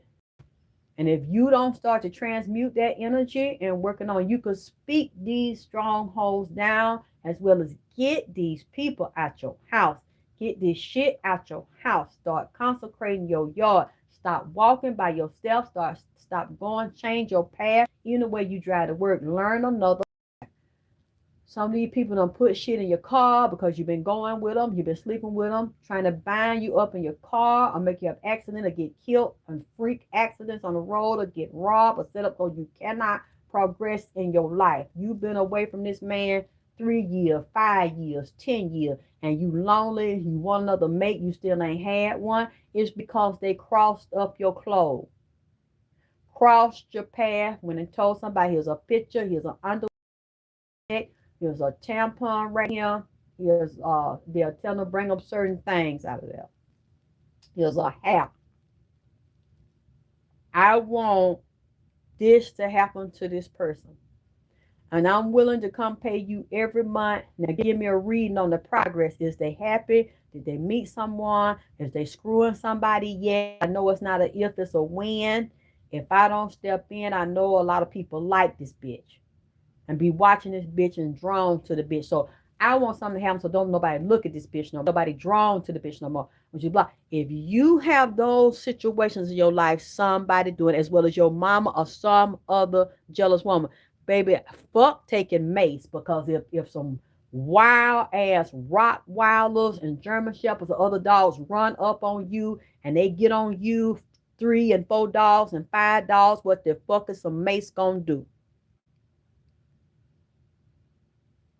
You out there walking down the street in a wood area, you walking the street, woods on each side, and a whole bunch of businesses are found. You want the scenic route. You want the nature route. Well, the dog want that too. Them ones done got in it, told them you out there, they smell you. Them dogs attacking you. Ain't no phones, ain't no neighbors nearby or the neighbors in the house too early in the day.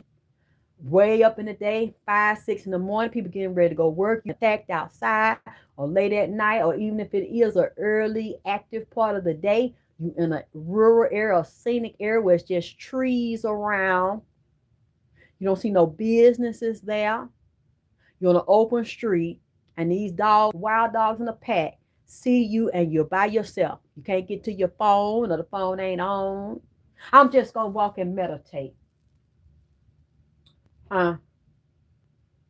What is your mace gonna do? If you call your cell phone, at least it can be on, 911 can be recorded. You ain't got nothing with no bullets and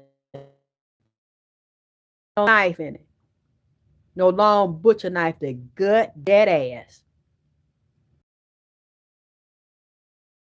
Teeth is than you, more damn foots and legs than you, and more damn toenails on them. Huh? Them dogs lock in on your bone, on your joint, and start digging and pulling. What is Mace gonna do?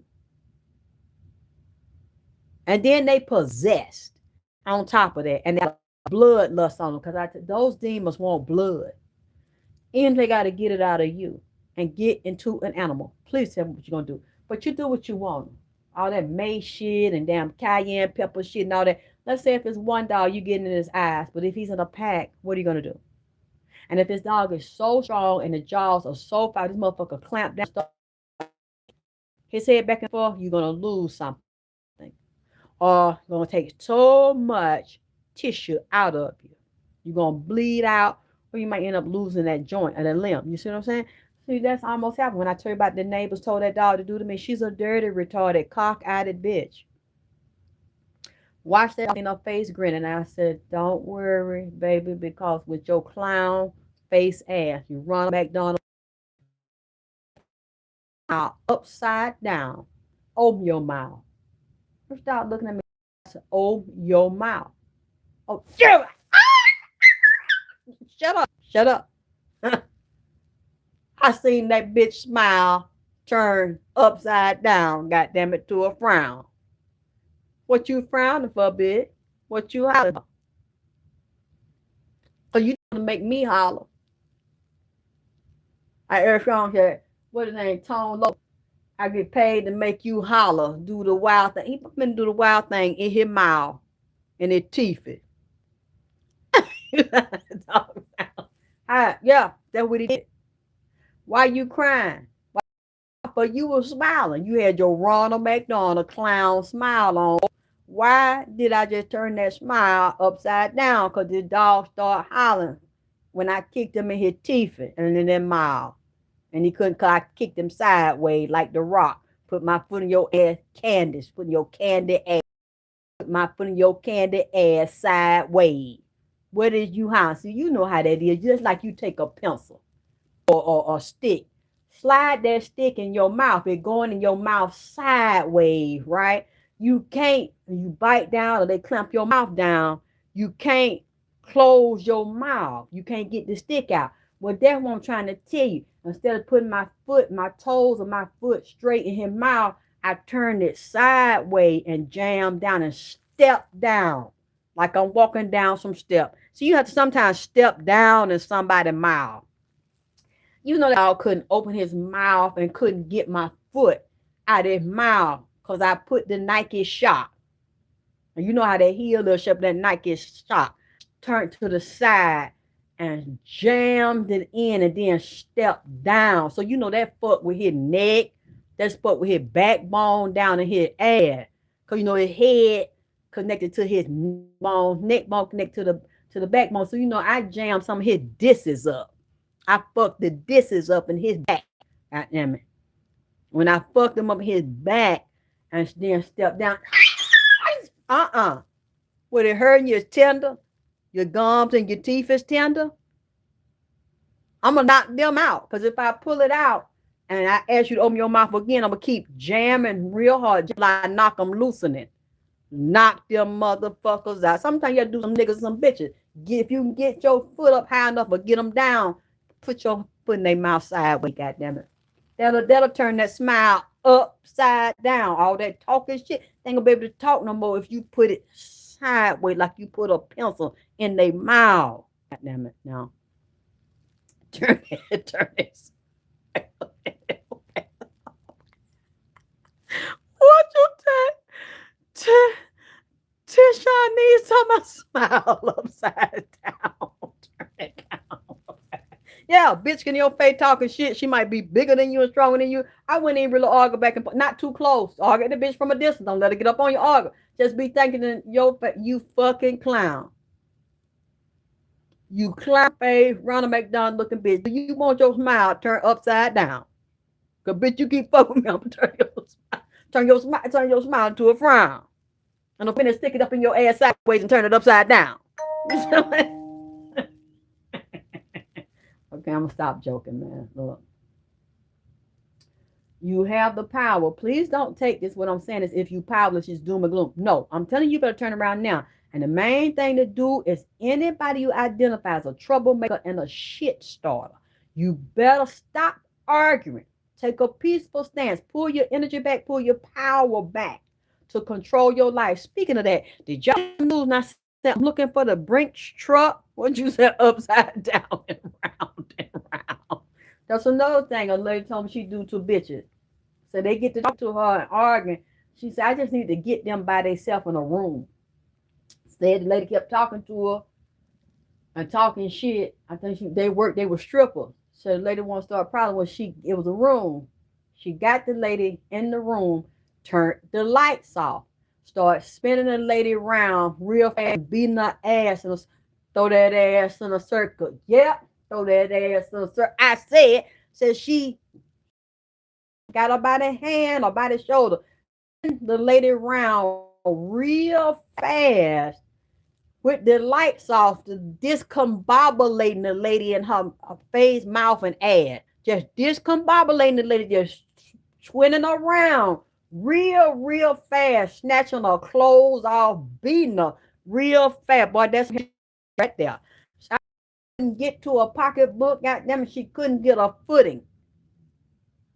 She rearranged her mind, disoriented her goddamn mind. She couldn't keep a circle of balance. She couldn't stable. Once the dread, see what I'm saying, Swagger? I said, what? She said, I spent her around as fast as I could, and I was holding it with the one hand and just turning and with the other hand, snatching her clothes down, snatching her draw down, just stomping and beating and spinning. Boy, that's some dirty shit right there. But I think alone. So she brought it on herself. Spinning and kicking sideways. Turning a frown, smile into a frown. Turning it upside down. You're whooping and spinning. Boy, that's some dirty shit. I don't think the girl messed with her no more after that. And then adjust her wig, well, bikini drawers and shit to go out there and script. Bitch passed out and they're trying to catch her breath and get her balance. Bitch was disoriented and shit and closed the door up with the lights off. So the girl in there struggling, not struggling, struggling, trying to figure out what the fuck just happened. Closed the door up with the light out and went on so nobody knows that she fucking did it. I don't know if the girl told. She didn't tell me after that. But then again, she brought it on herself because she wouldn't leave her alone. Okay. Speaking of this, you need to start. I know it might be hard because if you're somebody living in a house, you just can't legally put them out. But what I would suggest is, okay, anything. I mean, anybody can use anything against you. But if you're weak and your mind weak, they can put thoughts in your head and make you sabotage your own life. So you have to be strong and counter it and get someone to help you on a spiritual level. Anything deal with bodily fluids and blood, don't do it around the person. Don't leave them if you can help it. Don't leave that person else alone or put your private cameras to, because when men get desperate like that, men are more sneaky with their shit. They and they feminine. They will steal your stuff. They will look through your phone. They will look through your drawer, smell your underwear, keep your underwear, personal items. You don't even know they kept them. Where are my underwear? I'm washing clothes. I don't know. They got them. It's a civil and temporary restraining order.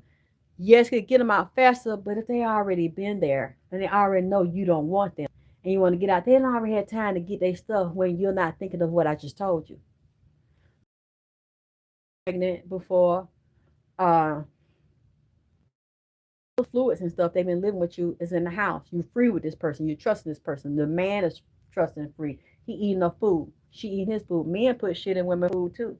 Men bury shit in the yard and put stuff down for a woman to walk over too. Don't get it twisted. Men sneaky.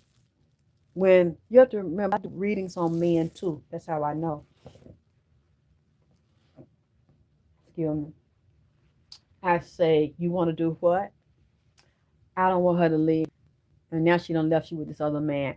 I don't want her to go well. I want her to come back to me. I say,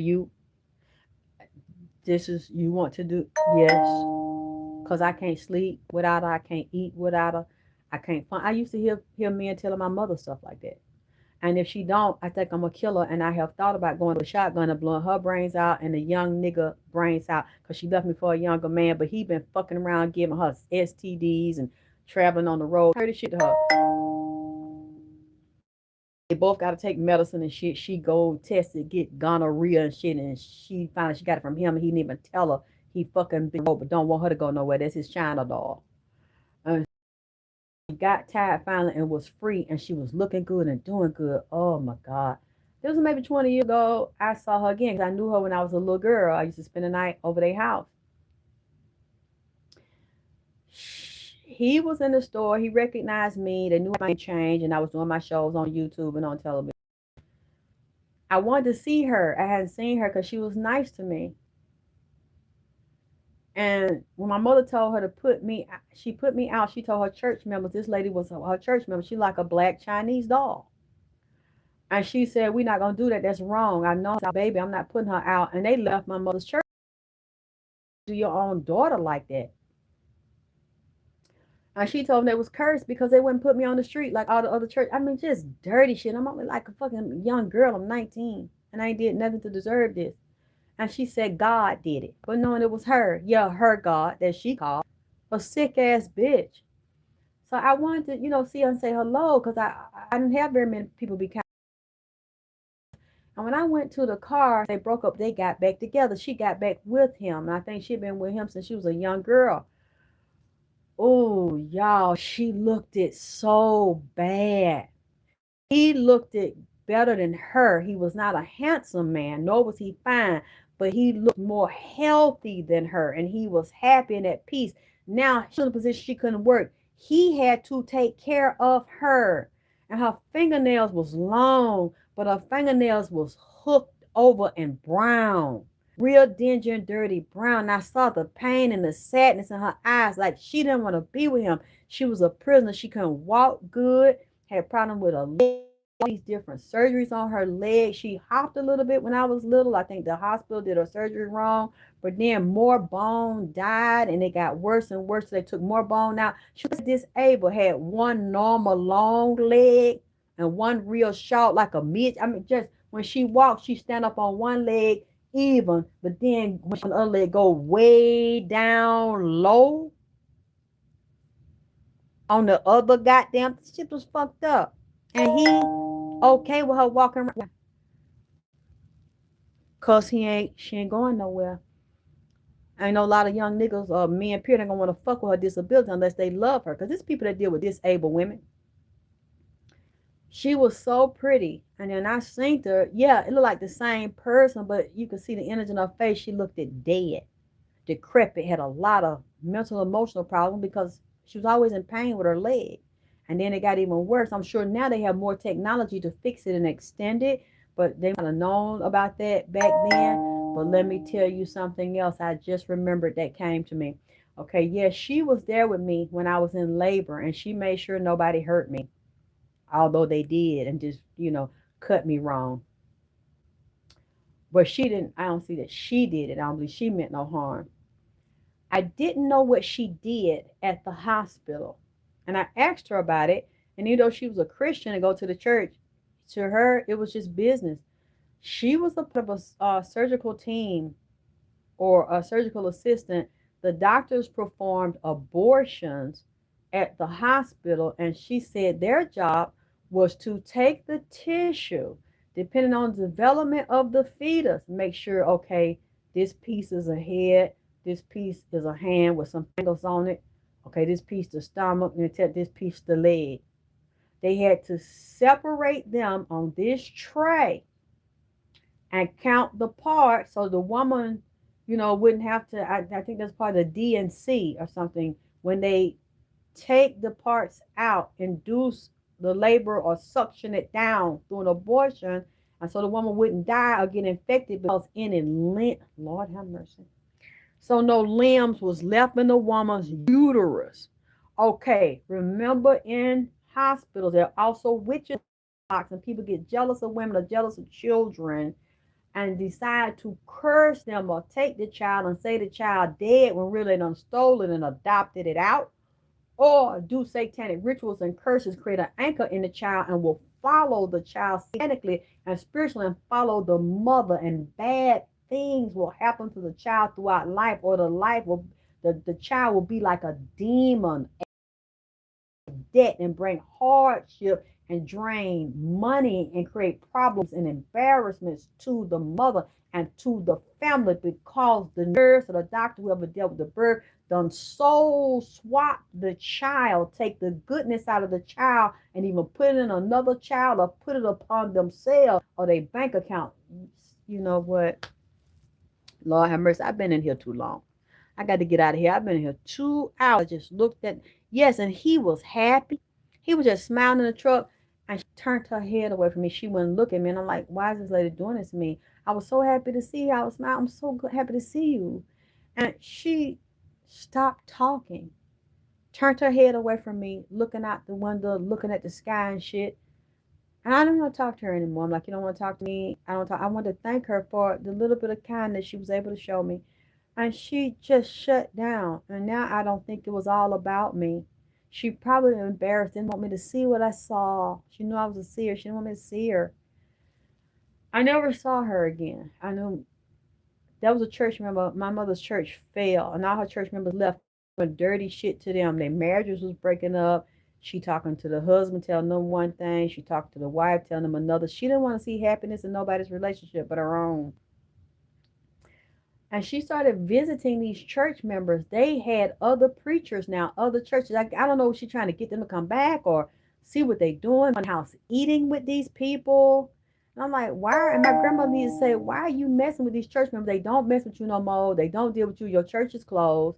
They go to another church. They're going on with their life. They done talked about you. They done exposed. Like, why are you going to hang around to fuck them up?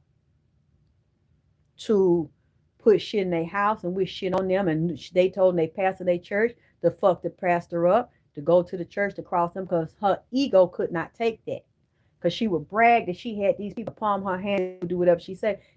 God gave you that ability, and you sold your soul to Satan. You was demonic since you was a child, as my grandmother said.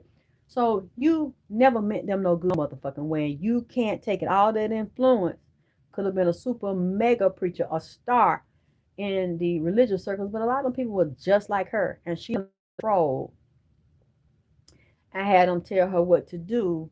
When you get, what is it, like the Southern Baptist Convention, there are different conventions, different cults, demonic temples, sects. In order for you to have big churches in the South or anywhere else, there are big Southern Baptist or Christian or Holiness. All of those are controlled by principalities and government. And there are presidents of them, vice presidents, whole boards. You have to be approved and sanctioned, and your behavior is under their jurisdiction. They hear something about you. You taking people money. You taking tithes. The usher board. All this money that's funding the church, build things up. They find out you stealing. And a lot of times now they don't, especially with sexual shit. Preachers messing with boys and little girls and trafficking them. They'll share from church to church, to preacher to preacher. They let the deviants in. A lot of times they won't do that unless it becomes a scandal, but they might step to them in private. Look, we hearing this, we hearing that paper, that letter, this complaint. They have boards. My mother wanted to be sanctioned by the board, or you can remove. So I understand there's a hierarchy in politics. involved in religion. You have to go to the convention. You have to be, certified.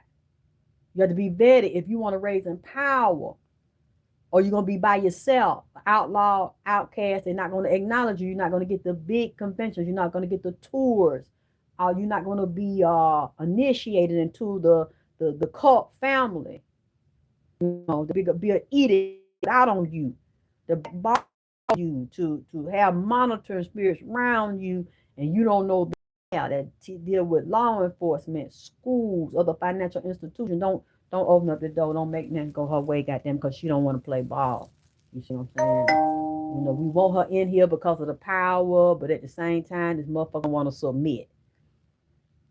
They'll send somebody to you. Oh, girl, how are you doing? I'm the pastor's wife. Let's go have lunch. Then they're gonna they're gonna send an ambassador, emissary, like the prince of Satan told me while he was in Atlanta, down that 5 a.m. And I'm just looking it up and I'm verifying. Y'all can ask what's on any 5 a.m. flights in Atlanta or with Delta. They said, yeah, one in Atlanta. I just read it to you. I couldn't believe that shit. He said, I just got here. And when he stepped his foot down, he put that pimp hand down. When that foot came off that plane and hit that step, I said, I woke up out my sleep. He said, I'm here. I want to talk to you. I said, God damn, the devil done came down to Georgia. Y'all look up that song. I love that song in the violin. It's called Devil Came Down to Georgia. He said, I must meet and politic because they have their orders that they must figure out for the goddamn it 2000. For the 99 and the 2000s. You see what I'm saying? We're going to have a party. We're going to drink and we're going to commune. We're going to talk about this in the religious sect that I'm going to impose the will down on the people and introduce this extraterrestrial agenda. See, I'm going to say one more thing. Let me get the fuck up out of here. I'm glad y'all like this here. When it comes to, like I said, these oaths and covenants, let me tell you another thing women do, and I don't give a fuck if you get mad, how you feel, because like I used to hurt myself whenever my mother would get sick and call me. See, you got a child. Your mama got a child that's a scapegoat and a black sheep, but yet that is the boss. Carries the most compassion, the most light, and the sensitivity, and she can I forgive my mother if my mother just loved me. And they use that against you as a weakness because you can endure more than the other children can endure because you're the greatest child. And they don't usually put the abuse on those children and the psychic weight and the psychic demonic abuse and burden on you that you feel this force, but part of your mother doing it and letting everybody else doing it, and then dealing with the strain of the sexual abuse and the sexual assault, which is also a demonic psychic attack on you to fuck your sex life up as you get grown and have consensual sex and have men to hurt you because of the curses on your vagina and your womb and your children. Everything you give birth through out of your behind and your female organs will become a detriment to you instead of a blessing. You take these women in, and these women also have the same curse and broken womb on them because you cannot do nothing to your daughter without yourself. It's a reflection of you. You cursing yourself. So that's going to come back to her dirty ass, and you're going to watch her deteriorate if you're strong enough to survive that onslaught of destruction upon your life. You stay alive. You might be battered, beat up, and bruised, but you still breathing. And that's what's important because you can get it right and reverse it if you stay alive. And you will see those women start suffering with cancers, start having cancers of their cervix, their womb, either have them removed, organs removed, have total hysterectomies, partial hysterectomy, or breast problems, or breast cancers, or mastectomy. You will see things happen with they go through to the point they have psychiatric problems because a lack of hormones will do that. Nutritional imbalances, mineral deficiencies, along with the lower dose of estrogen will start to cave their body down. And along with the demonic entities, they will all come back and start to consume the sender There is always a blood oath and a blood debt you must pay to give your daughter a certain years of pain. The curse has a time limit. Either the person is able to renew it. If you keep breathing and you fight back and you leave them alone, they won't be able to renew it. Whatever they renew, you return it back. Sender, they'll go back. I want a 20-year. I want a 30-year. I want her whole lifetime to fall down. I want to see her in the ground. And if they send the curse out and you stay breathing and you stay strong, the curse must go back to the sender. And a lot of them women you will see with female problem they sent to you and their husband, they just in a legal marriage, but they in a lifeless marriage where they don't sleep together, or the bed is cold and defiled. The husband tipping out, woman tipping out. They don't touch each other. They don't have no emotional love and attachment. She starts to draw up and she gets Alzheimer and dementia. A lot of contract that they done made with Satan, blood for blood. They then turn on and will cannibalize the body of the mother that did that to her child. And the same child that they've done so dirty, you crave the mother. You love the mother. The little girl in you is wounded and still heartbroken. Want her mama to be her mama. So she'll send out telepathic false love to you, but secretly want to do you in to exchange your life for hers, so that she can heal again, revive again, go hoeing again, tell lies again, and step on you to conquer you and your boss energy, because you don't know you boss. So you drawn. I just want to check on my mom. I just want to call her. I want to see how she's doing. I keep thinking about her. I dreamt about her. I can't get her off my mind. Because that demon in her and the illusion of your mother, the illusion of love that you never got, you thinking one day you going to get it. That's a demonic trap to lure you back in and you start taking care of. Baby, that is a karmic debt you got to the mama that you don't even owe. You're going to be around her. You're going to feed her. You're going to check in on her. You're going to take care of her. And usually, I don't care if you're a lesbian, if you're a woman with a woman, you got an uneven relationship with that. You doing work where you have to interact with the public. You're a counselor, you're a therapist, you're a teacher. You're gonna have clients to come in on you to disrespect you or to dump they shit, to pump and dump they problem on you, to trauma dump on you. Have people to vampire use you, abuse you. You're a woman with a man. You're gonna see that dysfunction. Your children are gonna do it. Your coworkers, your boss. You're gonna see this coming in because of the mother doing you that way. You're gonna always be the caregiver. People just suck out your titty to the point the milk gone, then you may come down with cancer. You gonna come down with a female problem, and ain't nobody gonna be there for you like you there for everywhere else, because your mama started you off that way, pulling, sucking, gaslighting, using, letting people abuse you, setting your life up that way. Now you coming full circle with her to complete that curse on you, because she about to die. So that's her last ditch effort to get your complete that demonic curse. But the time is almost up. Bitch sick, can't have wait a minute, it was 3 pounds of sugar, 2 tablespoons of salt, and some mug water on this bitch. Bitch mind slipping. Got out, wait a minute, it was 1 3 pound, it was two, wait a minute, 2 teaspoons or 2 pounds, wait a minute, 6 ounces of mug water. With that snake head I've been saving out there, get some of that snake blood. Bitch can't dig the snake up in the garage out there because she can't remember the jar she put it in. Mind slipping, so she done tried to redo the spell. Lead it done fucked up and put the spell on her goddamn self. You over there taking care of her, wiping her behind, putting her depend pamper on. She looking at you deliberately, going behind your back, taking some X-Lax, shitting on herself to make you clean it up and make you wash everything. My mother sample did it to me in 2015. I ain't seen a cent. Saying they hungry, food get cold, or go in there and throw it in the toilet stool. Say they fail, it slip down in there. Go make me some more. Run it, because you got an emotional attack because you love her and you want to bind with her. You've been wanting to love her since you were little, and she never wanted you. She gonna do your ass in, kill you, Because she asking that demon that done came back on her. She in your house, you and her, she around you. Get on her and make a new debt. I want 10 more years. That's the opportunity to bring you down, put them demons, reconnect the demons, strengthen the bond. You feel depressed. Now you need a therapist. Now you need some drug. You in out your mind. You exhausted, drained like you done ate 15 years from dealing with this bitch because she is trying to complete the covenant.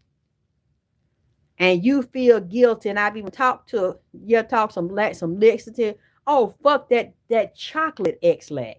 Fuck all that. That chocolate X-lax can ask you to get them some real strong coffee or some real hot tea to open up their guts, bubble them up, loosening them up, shit on themselves. Every time you go over there, something needs to be done. Something wrong with them, something happened to them, they sick, they hungry, they need their medicine. Run you down, because as they run you down, they get you emotional.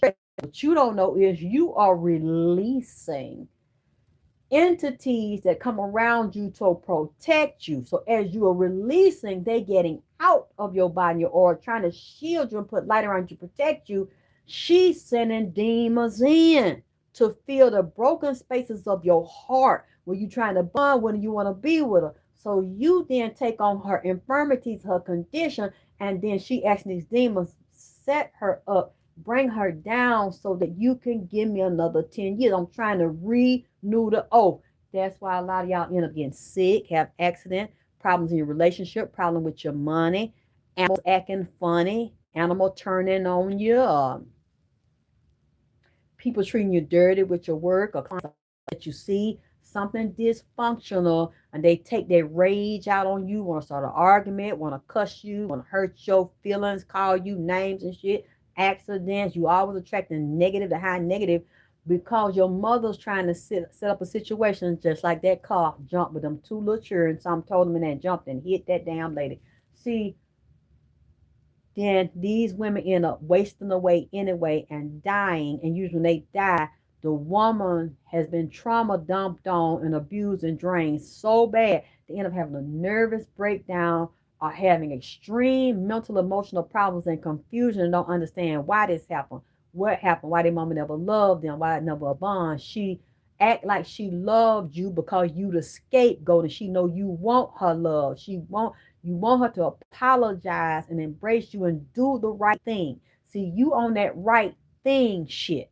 And that right thing is never going to happen because that is not a part of the law. You are under the demonic law of the bloodline curse, and that will supersede anything good when you are in the earth and the demons have dominion over the earth. You're going to keep on bumping your head because they done gave you these lies. Like they gave me, Jesus is the way, the truth, and the light. Touch not mine, anointed, do no harm. You reap what you sow. Some of them might get it back. It's because it's their karma, not because it's justice for you. Because by the time they done got it back, you usually been fucked over and hurt by so many people that you got all this hurt, this damage and wounds trying to sweep the pieces of your soul up off the ground like you sweeping up trash, put them in a dustpan and put them back in your body. And a lot of people don't survive, but you ain't never right about it. So you worshiping a God and you calling something, ain't nothing gonna hear you. Just like that song by Tupac, staring at the world through a rear view. Scream to God, he can't hear you. The only God that can hear you is the God that she done sent the curses out on the sea. If you miserable, if you depressed, if you looking woe out, if you sick, if you sad, if everything falling down in your life, and go back over there and tell them with them monitoring spirits over there, because they get reading on you on a regular basis and they do magic on you to keep re-upping and re-upping and re-upping to make their dreams come true. Get your Kotex out your house. Get your tampons out your house. You know you'll start fucking some men and your period will stop. You start going through early menopause, perimenopause. They checking you, don't see nothing wrong with you. You're trying to have a baby. You keep having miscarriages or baby abort abort itself, or you done had abortions by a certain nigga. That curse follow you around. You might keep getting pregnant. That's not something wrong with them. If it ain't physically wrong with them, mental, emotionally, spiritually, because of the death of the child you murdered. Or you can't have none. You ain't never had none. And the doctors see everything fine. Because this nigga you laying with. Or a bitch he laying with. Put something in her pussy. He done laid up with her. Did some incantation while she whispering to him. While he digging in a motherfucking crack. Digging her out. She doing incantation, whoever you have sex with. Or I know the bitch because you don't know I know the neighbors. I done followed you. I done ID'd the bitch, but I ain't gonna tell you. I won't. And they saying it why, and you they moaning. You think you digging in them doing something, but they also speaking incantation and dressing that man body. So then he put his penis in her. He make that lady sterile. Period start fucking up. Unexplained infection and now unexplained infertility. Huh? Your mammy did it. Mammy done talked to the nigga behind your back, told the nigga don't trust you. The neighbor done told him, yeah, well, she had another nigga over there before she got with you, and he did her this way and did her that way. So I wouldn't trust her. I wouldn't give no money, this and that. And then you wonder all of a sudden he laughing and talking with neighbors, then he come in treating you fucked up and flip this on you or beat your damn ass because of maybe some of it was true, but it ain't got nothing to do with him. Maybe he done told some lies in there, or he wanna fuck you. Some of y'all be surprised these men's are like bitches, and they dick may be hard for you and been want to go up in you for years. They know you are they make you want to vomit because you don't like the way they built up. They holding that against you. So every man they can get to, hey, how you doing? Yeah, my name is Willie. Oh, how you doing? You been? Yeah, I've been living over here. I know your wife, the lady you with. Um, you ain't hear this from me. Start lying or mixing truth with lying, and you trying to figure out where is this coming from. Is a nigga sneaking over there while you ain't working? You don't know the neighbor coming over. Oh, sure, I have a cup of coffee, Jim. Y'all get to talking. This nigga lying in your house, running down on you and throwing roots around your goddamn. You got neighbors. If I can just get in the house, they don't told the root worker don't told them sprinkle this around in there. This is that breakup, or this will make them fight like cats and dogs. Sprinkle this shit around there in the goddamn it doorway. The nigga come in and whoop her. Or the neighbor, if I can just get in there, sitting down drinking coffee, or he come up, y'all think I'm lying. You think I'm lying? Go over to the garage. Oh yeah, I'm just building a gym set for my little grandchild. I'm building a train set. Come on in the garage. No, you don't sprinkle out shit. And now the nigga standing in the shit, he can't see it because it's a fine powder like, or a mist on sprayed a certain perfume with a certain spirit. And then, wait a minute, who y'all talking? The lady hit by the car. The kids was driving. It's in ICU, fighting for her life. She has a brain bleed and facial fracture. She was doing pageant. Wait a minute, so she was actually in a beauty pageant. You see what I'm talking about? Oh, a law school. You see, somebody wanted to destroy this woman. Oh my God. Yes, somebody put that spirit to lead that accident. They had a direct line because she the only one they hit. I'm telling you, when you see things happen or run in a crowd, even if they run in a crowd, certain people die or get extremely injured. They'll send that shit, create a chaos, and what's called chaos magic. You on that Jesus shit and that pie in the sky shit, I learned that a long time ago because that would happen in my life all the time. All of a sudden, explosion of chaos, somebody do something real fucked up to me out the blue. And I'm just like, why would this person do this? Why this person? I've learned more quicker to pivot and get them away from me. I don't care who you are. Even my child, I don't give a fuck who you are. It's sad and it hurts you, and I know it hurts you.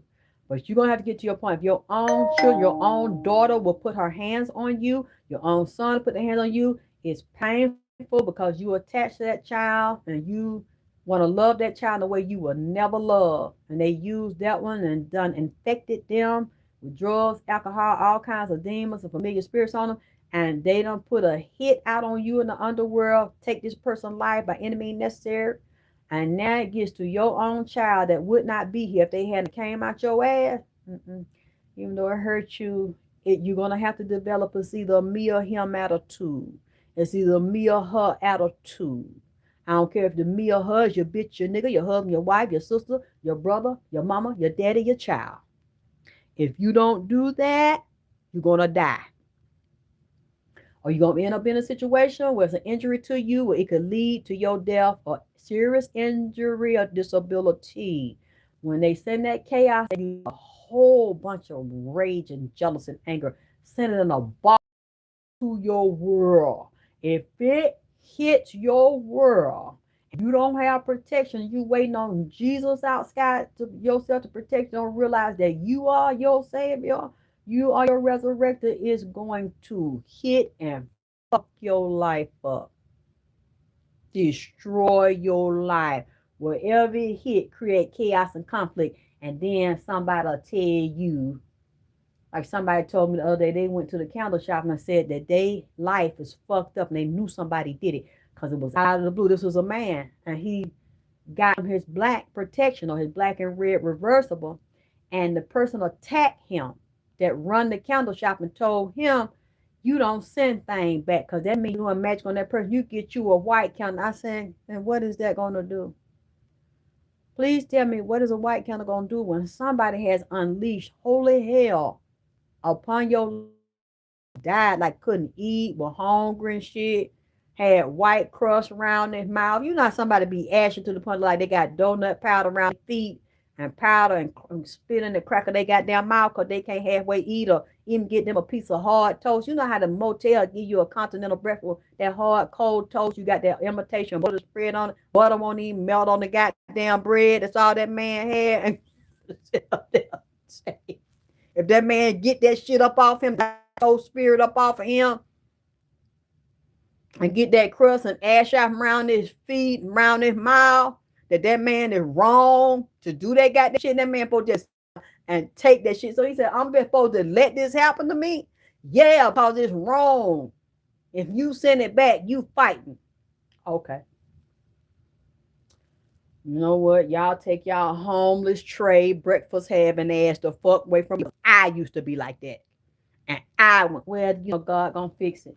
Can you pass me a pack of ketchup over there to put on this cheeseburger I done got out this stove over there? Because that's all I can have, about $1.50 with some pickle and shit.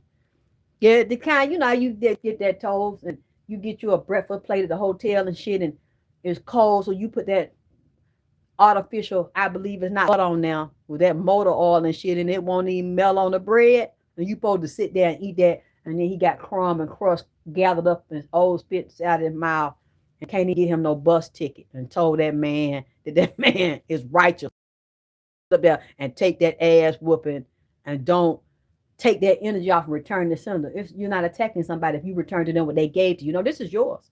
You want to bring this on me? I don't want this on me. I don't want this in my life. I know this don't belong to me. I know this not the way my life is supposed to go. And I'm supposed to just sit here and take that goddamn shit and that light a white candle and read scripture and play church song and cry and say Jesus gonna fix you, Jesus.